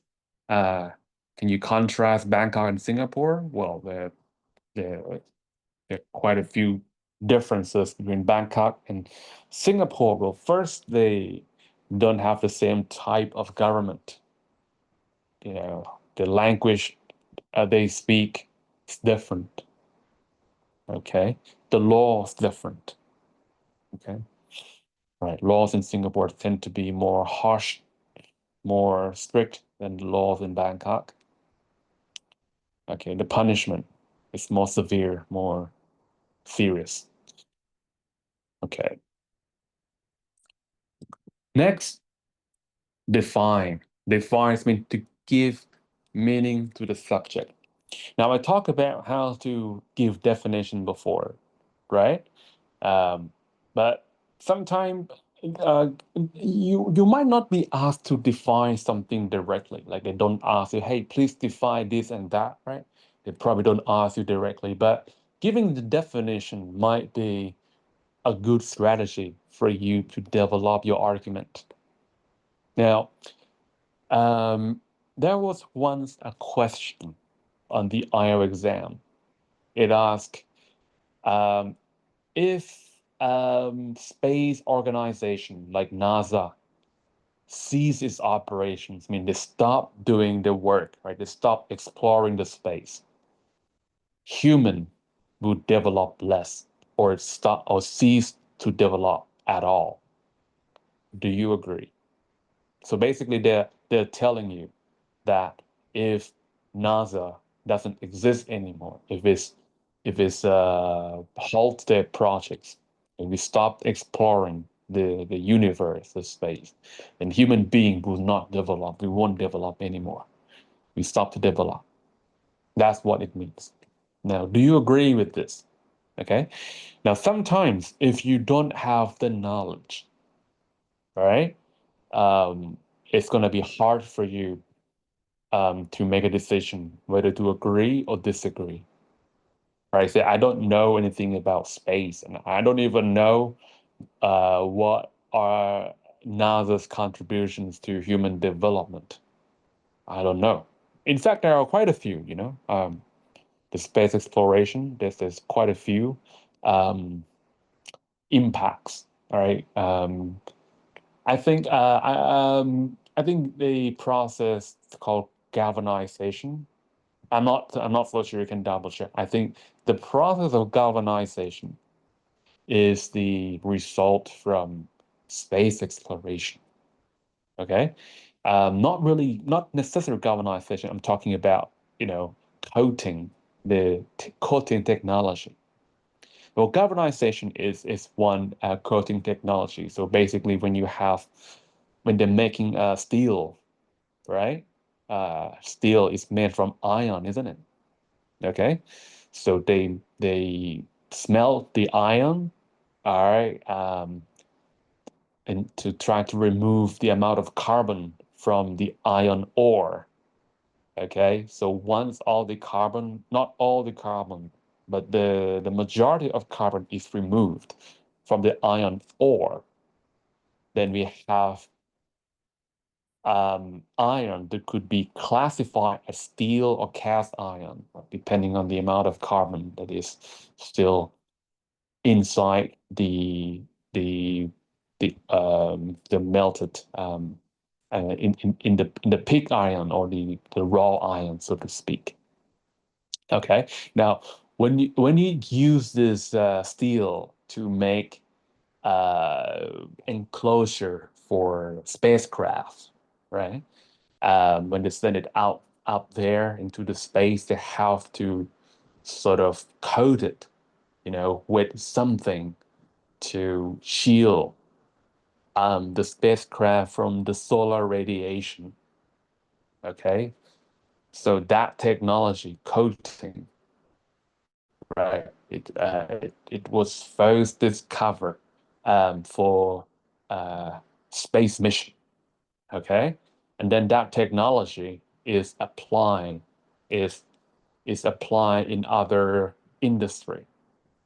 Galvanization is probably another is a process that is, you know, has its root from space explorations. Does anyone here know what galvanization means? So galvanization is a process of coating your steel with zinc. You guys know zinc, right? Zinc is an element that can corrode.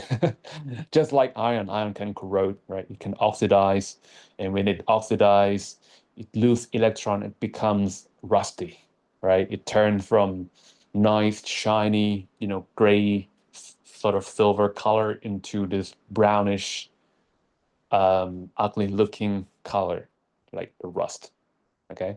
Now, zincs can also oxidize, can turn into rust, but the reason why they coat steel with zincs is because they want zinc to die first. They want zinc to corrode first before steel corrode. Yeah, so that's galvanization. Anyway, so if I don't have any such knowledge, how am I going to answer that question? All right. One thing I'm going to do is I'm going to give my very personal definition to human development. Okay. Now, what is human development? If you ask a monk, all right, or a religious person, they might say that human development, or the most crucial development of human being, is their mind, right? It's the mind of people. All right. If people can deprive themselves from greed, from lust, right? Um, from pride, from, I don't know, from wrath, from anger, then their mind is developed, right? Okay. Because this thing, like, have you guys heard of seven deadly sins? Greed, sloth, wrath. What are they? Um, yeah, seven deadly sins. Those are sins. If you have those sins, I'm not trying to teach you religion, okay? If you can restrain yourself from greed, not wanting too much, not wanting things that belong to others, if you can refrain yourself from lust, if you can refrain yourself from anger, then you will be able to come up with better life solutions. You will not cause people trouble. All right. And, you know, from that perspective, human beings is developing so the more they can let go, the better they are with their thinking. So there will be no war, there will be no crimes. Okay. So from this perspective, we sort of judge human development based on decreasing number of crimes. All right. A country might have, a town might have all those fancy buildings, fancy road, fancy car, all those automated technology. But if the rate of crime is high in that city, it's not very developed in terms of their thinking, in terms of their mind. Okay. Yeah. So Yeah, spiritually, all right? The most important development is people mind. Okay, so if I um, define development in spiritual sense, then I don't have to worry so much about space exploration anymore. I can simply say, well, the most important things that underlines people's thinking, people's mind is religion, or you know, uh, I don't know, something else. Could be anything, right? Okay, then people will be developing spiritually. Okay, so so I don't have to talk so much anymore about astronomy or space technology. Okay, if you ask economists about, hey, what's the most important development, then they're going to say, well, it's the money in everyone's pocket, right? It's the money in the government's pocket, in your pocket. So basically, they would put a significant value on economic development. Okay, if the country can make a lot of export more than import, all right. If the GDP is high, if the GDP per capita is high, then that's an indicator for good, healthy economy. So what are the contributing factors of good economy? Well, a country must be able to make export, right? Must be able to sell, right? Okay, Thailand is a good example of selling something that you cannot touch. Okay, Thailand sells cultures, right? We have strong culture. And by selling culture, we attract people to come visit our country. So we don't have to make any uh, physical products in that sense, right? If we sell culture, we attract them to come to our country. Okay. But we also have physical objects too, right? We are a big exporter of agricultural products, right? Okay. And yeah, so that's what you get if you ask economists what's the most important aspect of human development. Okay. So de defining a terms or giving a definition is advantageous. If you find yourself in a situation where you don't have particular knowledge, okay? Right. Okay, describe. I talked about that before, didn't I? I talked about describing before. So describing is giving an account to a certain object, a certain thing. So you will need some adjective. I talked about that before, so I'm not gonna talk about that again. Discuss, I talked about that already. Explain. Okay, so explain is quite crucial. Its explanation is a very crucial part of justification. Okay, if I'm going to explain to you that, you know, uh, if I want to convince you that online shopping is safer than offline shopping, okay, and yeah, I want to convince you to believe me that I have to be able to explain how online shopping works to you, right? How the secure payment works for you, so that you believe me, okay? Or if you want to transfer your money, okay, from overseas countries, that you have an account in a bank in New Zealand, and you want to transfer money from your bank in New Zealand to your bank in Thailand, right? There are many different ways, right? You can use third party service providers like what is it? Uh,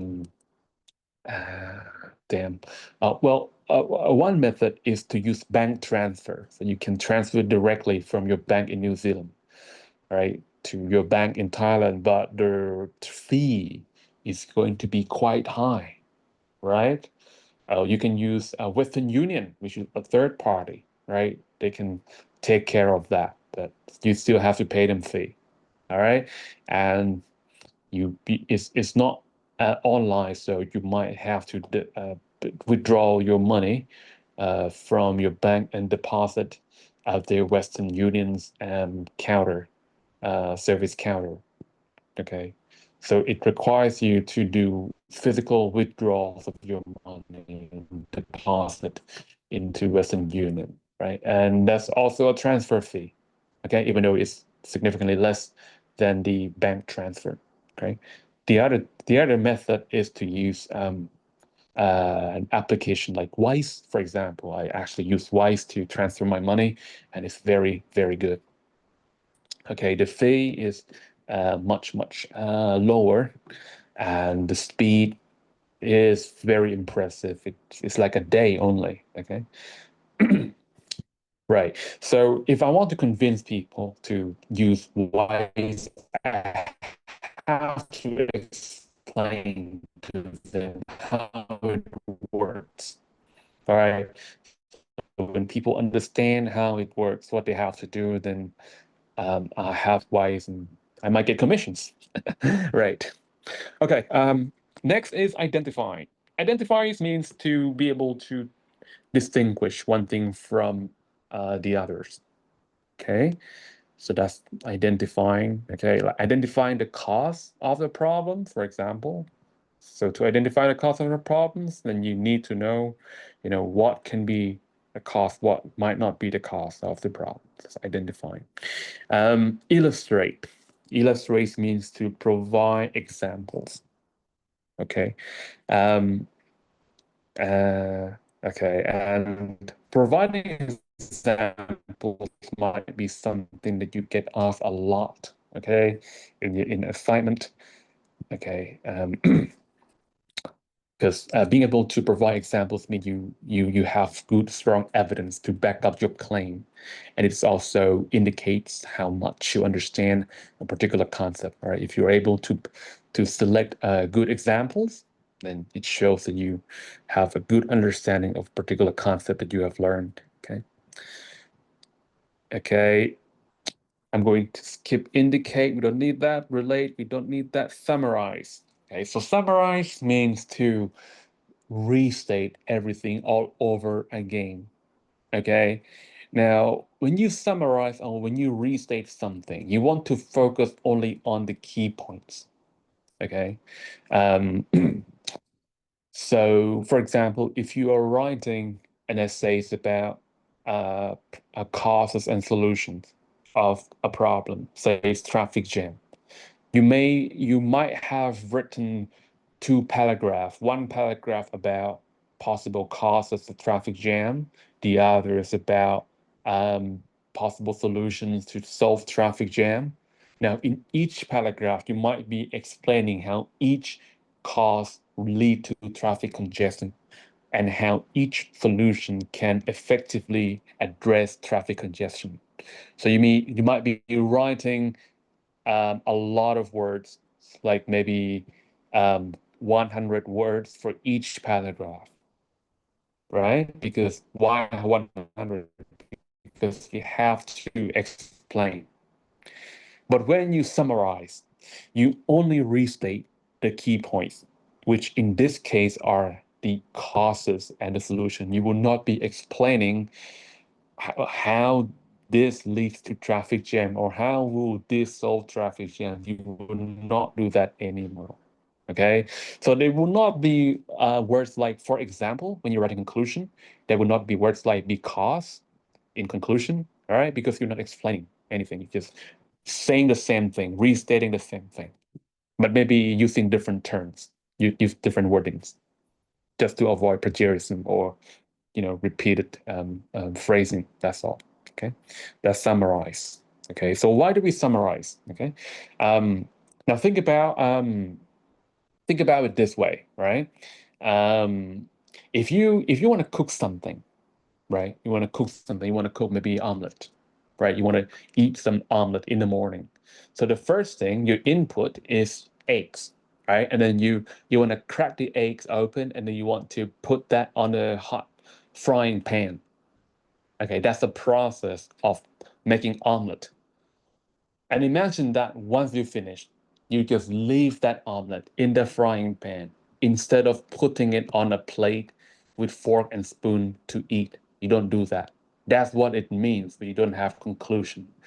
So the process is just incomplete, right? Writing argument is a process similar to cooking. So when you cook, there's three stages.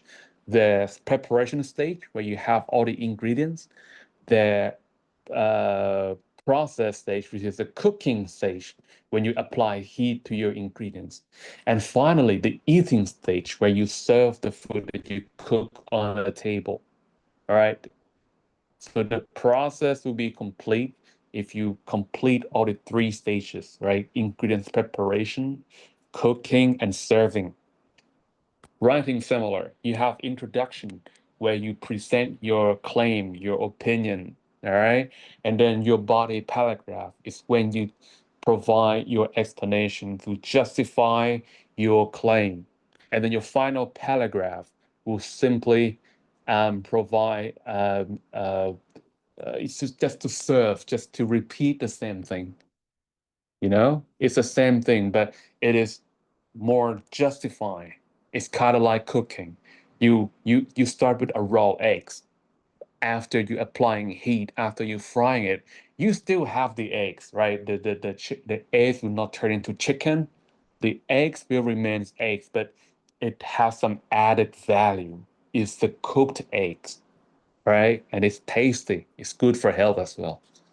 All right, so the same thing applies to writing. You start with your claim, and then that claim goes through the process of justification. And in the end, you will have a justified claim, which is the same thing, but it's more credible. That's it, right? That's why you have to summarize. Okay, I think I have been exceeding the time again, so I'd like to give myself and you guys a 10 minutes break. All right, I'll come back and we have some more fun.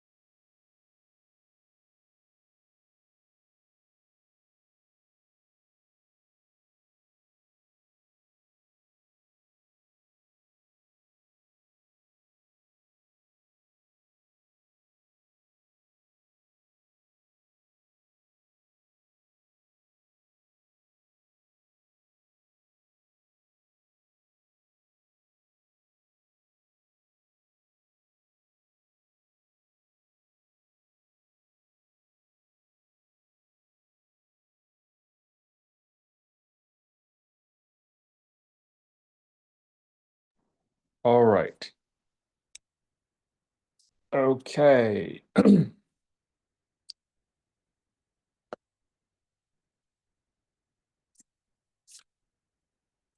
All right, guys. Next, let's move on to this uh,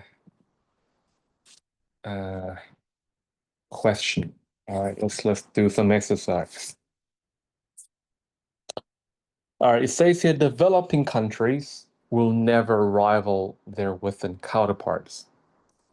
I mean, developing Asian countries, okay, will never rival their Western counterparts due to lack of innovation and creative thinking.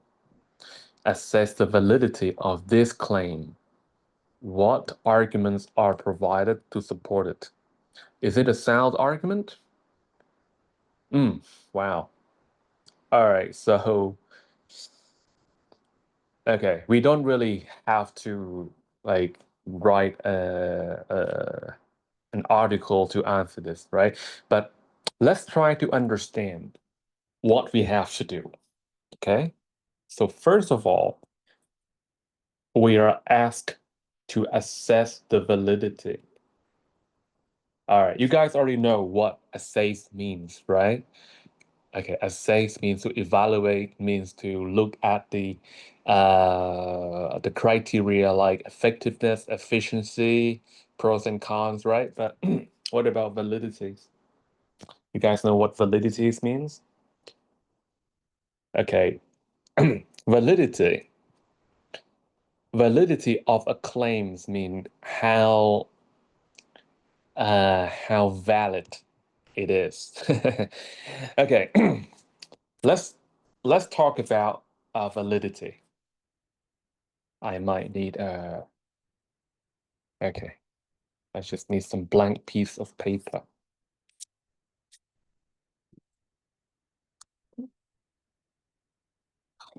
If I ask you guys, if I were to tell you that all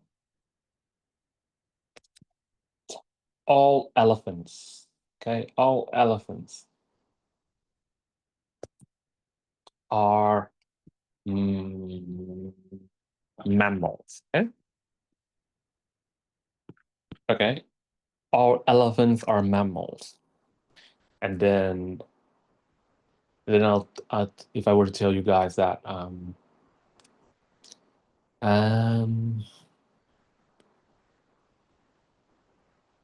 uh Jumbo, all right, Jumbo. Jumbo is an elephant.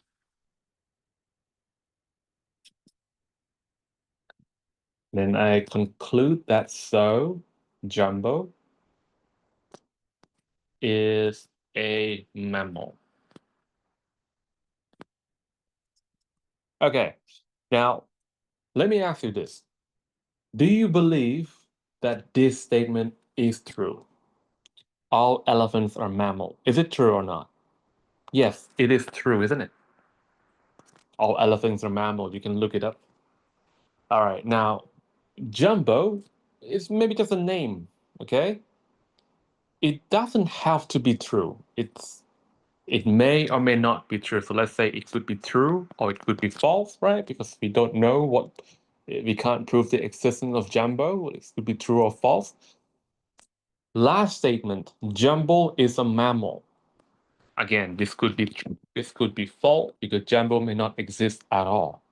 But when we talk about validity, it's all about following the rule. It's not about being true or being false. It's all about following the rule. Okay? So you might wonder, what rule are we talking about? Now, for any arguments to be true, there is some rules called um, modus ponens. Okay? Modus ponens. It is also known as detachment. And it looks like this. If P then Q, P therefore Q. Looks like that. Now, it might look confusing to you guys, but let's try to examine each one, okay? If P then Q is nothing but an if clause, right? You guys studied if clause before, right? So P is a condition. Like, if you wake up late in the morning, all right, so waking up late in the morning is a condition. It could be true or it could be false. But if it is true, then Q will result, Q will happen. For example, if you wake up late in the morning, then you will find yourself in a traffic congestion. You will be stuck in the traffic. Okay. But if the statement is, if the condition is false, right? So that means if you wake up early, okay, then the result will be the opposite, right? So what is going to be the result? If you wake up early, then you will not be stuck in the traffic. Okay. Right. So that is that's what if clause means, right? It presents a condition and the result when the condition is satisfied. Now the next P is just an example, right? Is an event that satisfy the conditions. Okay. So so maybe I can say I wake up I woke up at so what's considered early and late? Okay, let's say the cutoff point is is 8 a.m. If you wake up after 8, then you wake up late. Okay, so all right, if I woke up at 7 in the morning, so I'm still on the early side. So that means what? That means the condition is false, right? I'm not late. I'm early. So therefore, I did not get stuck in the traffic. Mm. Maybe I should say, uh, if you wake up late, you'll be stuck in the traffic. But I want to satisfy the condition. So I woke up at 8:30. So 8:30 is late, isn't it? So I satisfy the condition. As a result, or therefore, I got stuck in the traffic. Okay, so that's just an example of modus ponens. It's all about following this rule. If you follow the rule, then your arguments will be valid. If you follow the above rules, your argument is valid. Now let's see if my argument here is valid or not. So the statement all elephants are mammal, let's convert that to if clause. So if something, okay, if something is an elephant, then it is a mammal. All right, if something is an elephant, it is a mammal. All right, jumbo. Jumbo is something, right? Jumbo, we substitute something with jumbo. Jumbo is an elephant. So, jumbo is a mammal. Right, so notice that we actually satisfy the condition because the conditions say has to be elephant. Jumbo's elephant. And if you're an elephant, then you are a mammal. Jumbo's a mammal. So this statement is valid. Okay. Now, what if I make a slight modification? All right. All elephants are fruits. Okay. Now, what do you guys think? Is that true or not? Elephants, are they fruits? No, right? This is clearly false. It's not a fruit. Okay. And then I say Jumbo is an elephant. Jumbo is therefore a fruit. Oops.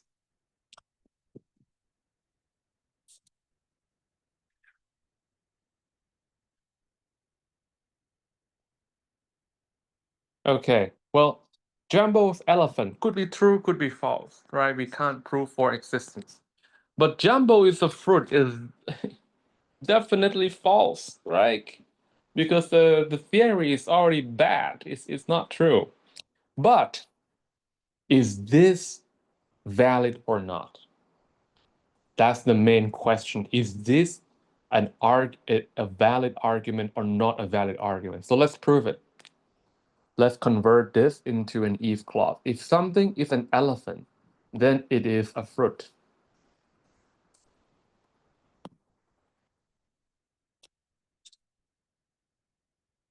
Jumbo is an elephant. Jumbo is therefore a fruit.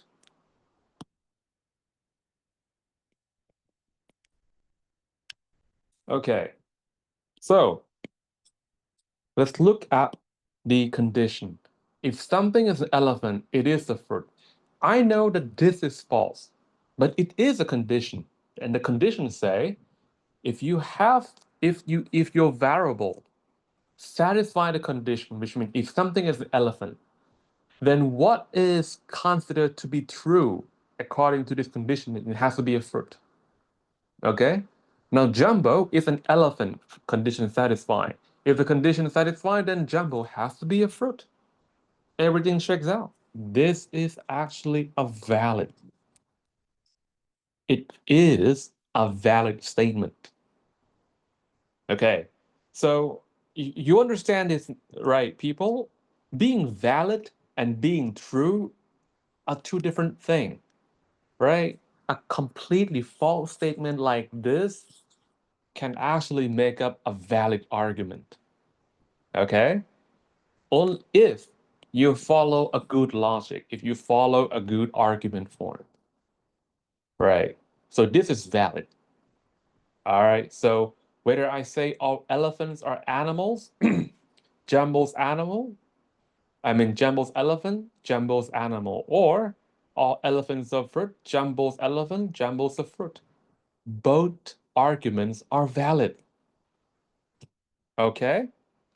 But the difference between the previous argument, all elephants are animals, Jumbo's elephant, Jumbo's animal, and this one, all elephants are fruit, Jumbo is elephant, Jumbo is a fruit. The only difference is the soundness.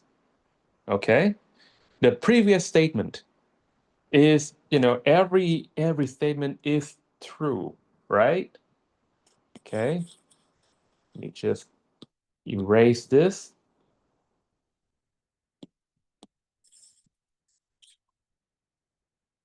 Okay, let's compare.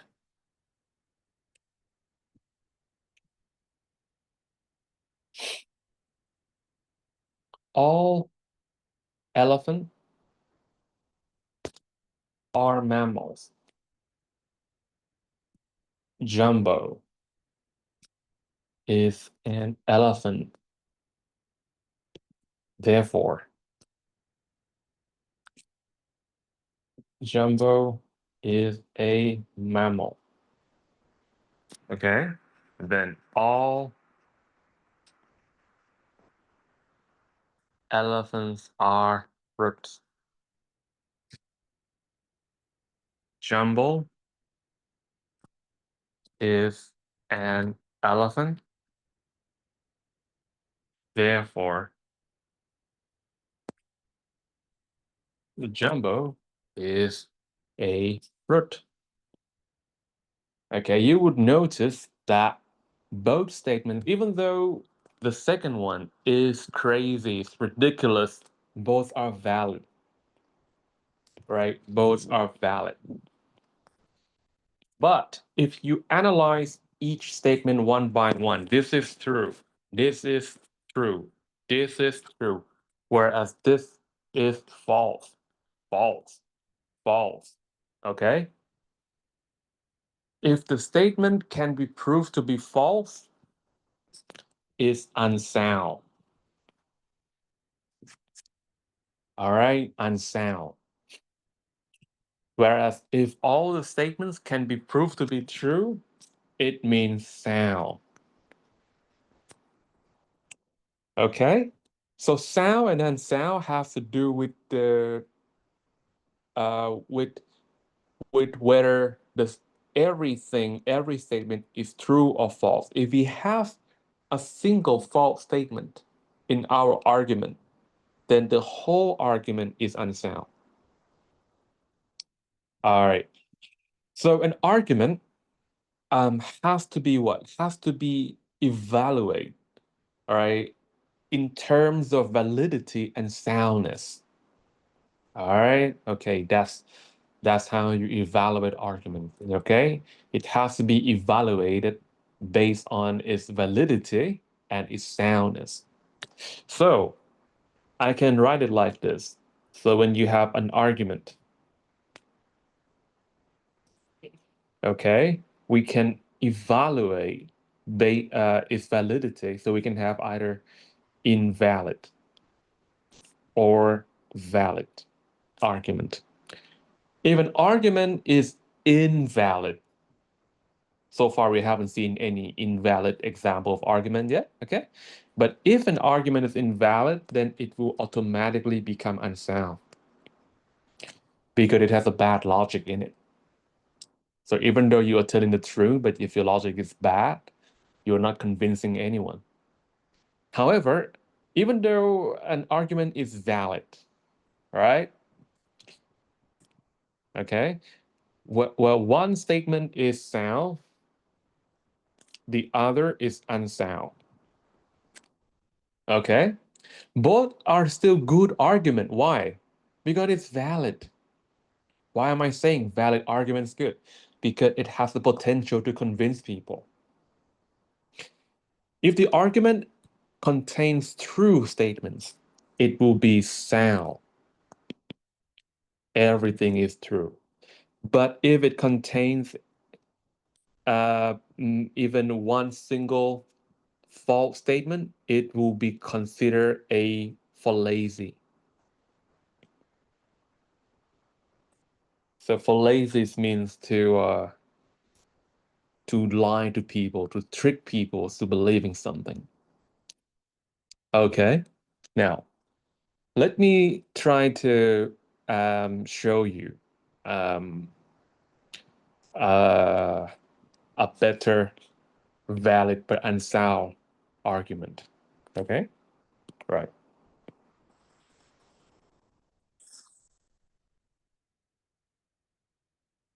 Okay,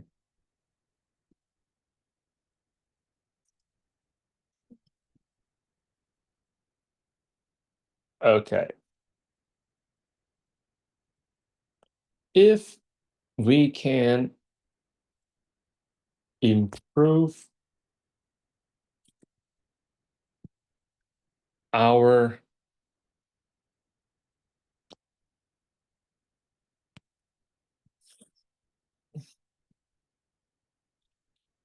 okay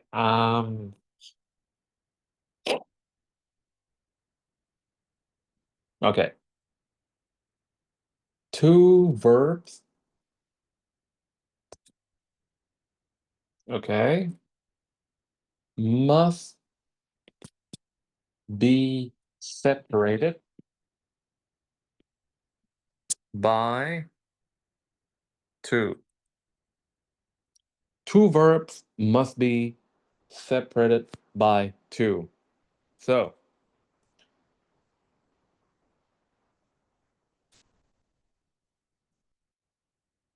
want,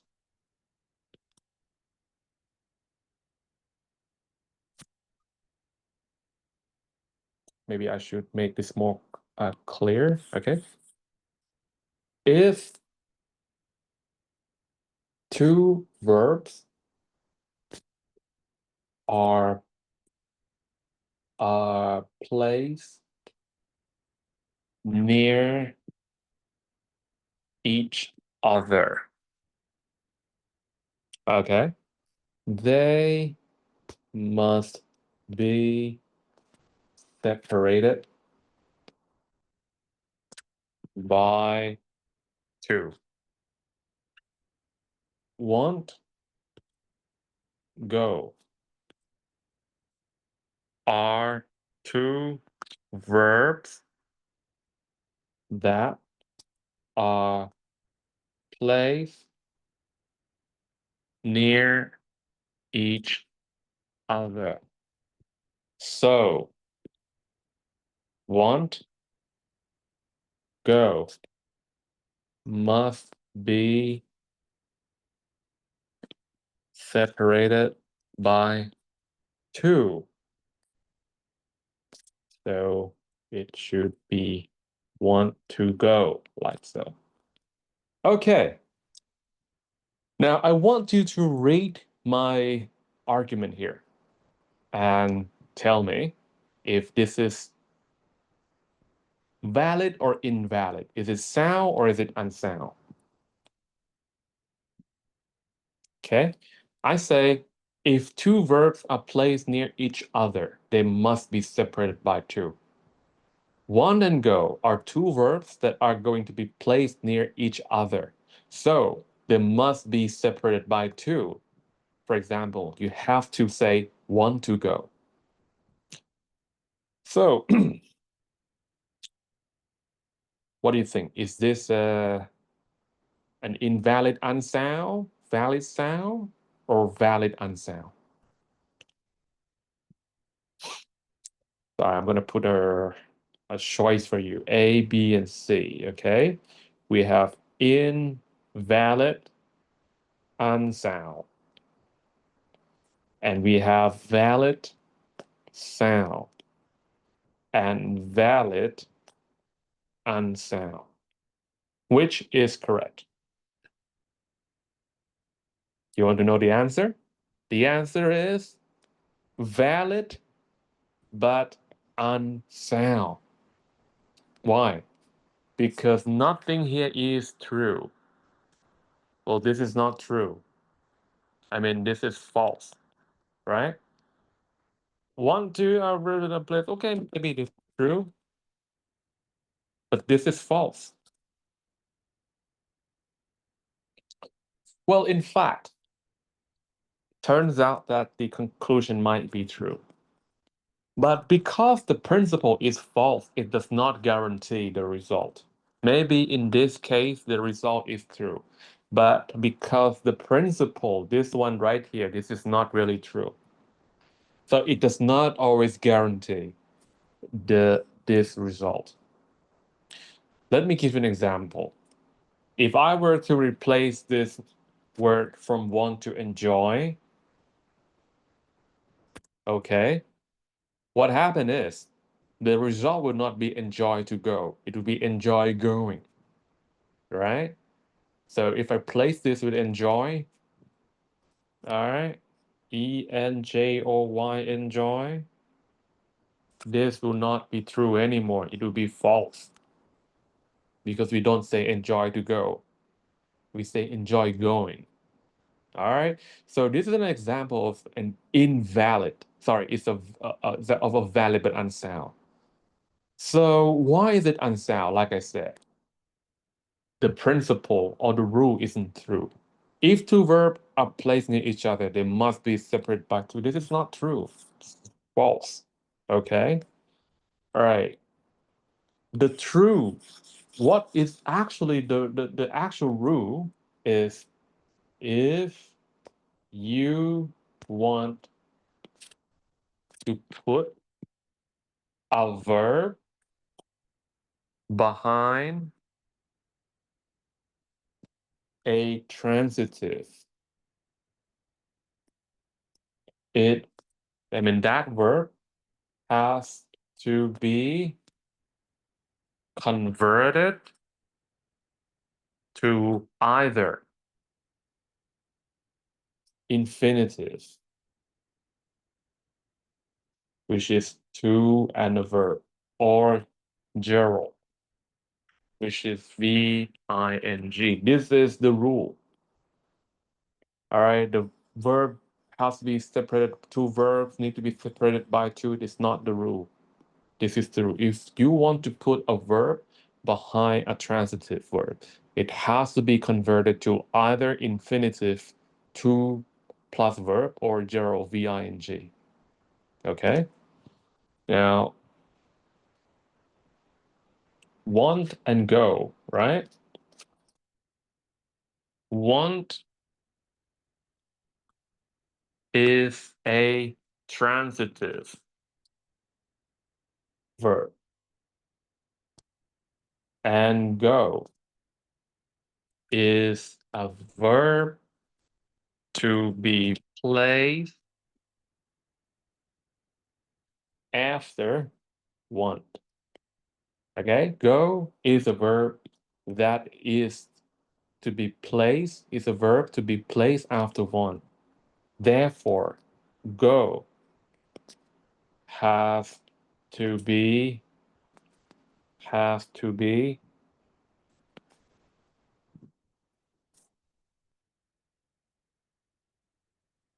converted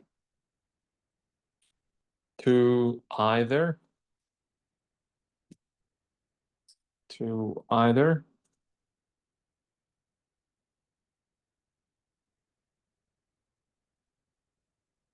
to go or going. Okay? Um, this is true. This statement, this rule exists. This is true.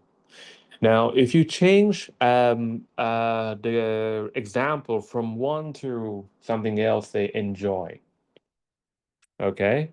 From one to enjoy, all right? The conclusion is still true because you can convert go to either to go or going. So you end up having enjoy going, which is correct, okay? Everything here is true. All right, so in this case, we have a what? We have a valid and sound statement. All right, we have a valid and also sound statement. Okay? All right, so at this stage here, I want you guys to be able to identify a valid argument, okay? Because in a real test, right, in writing exam or anything, you do not always have the opportunity to use the internet to, to gain access to some credible source of information. You have to make things up. So when you make things up, chances are that you might not remember all the details accurately. So you might end up with a false statement. But as long as your argument is valid, as long as you follow the rule, you can still have a valid argument. And it's the valid argument that will persuade your readers to accept your claim. It's not always about remembering all the details accurately. It's about the art of forming an argument. All right, you want to have a valid argument because that's the starting point of persuading people. Okay. All right, so I want to wrap up today's class, all right, with the concept of validity assessment. And for our next session, we will continue with more. There's more than just that form I show you, right? If P then Q, P delivered is just one of many other valid argument forms. So in the next session, we will explore more of such forms. All right, guys. So thank you very much for your participation, and I'll see you guys next time. Goodbye.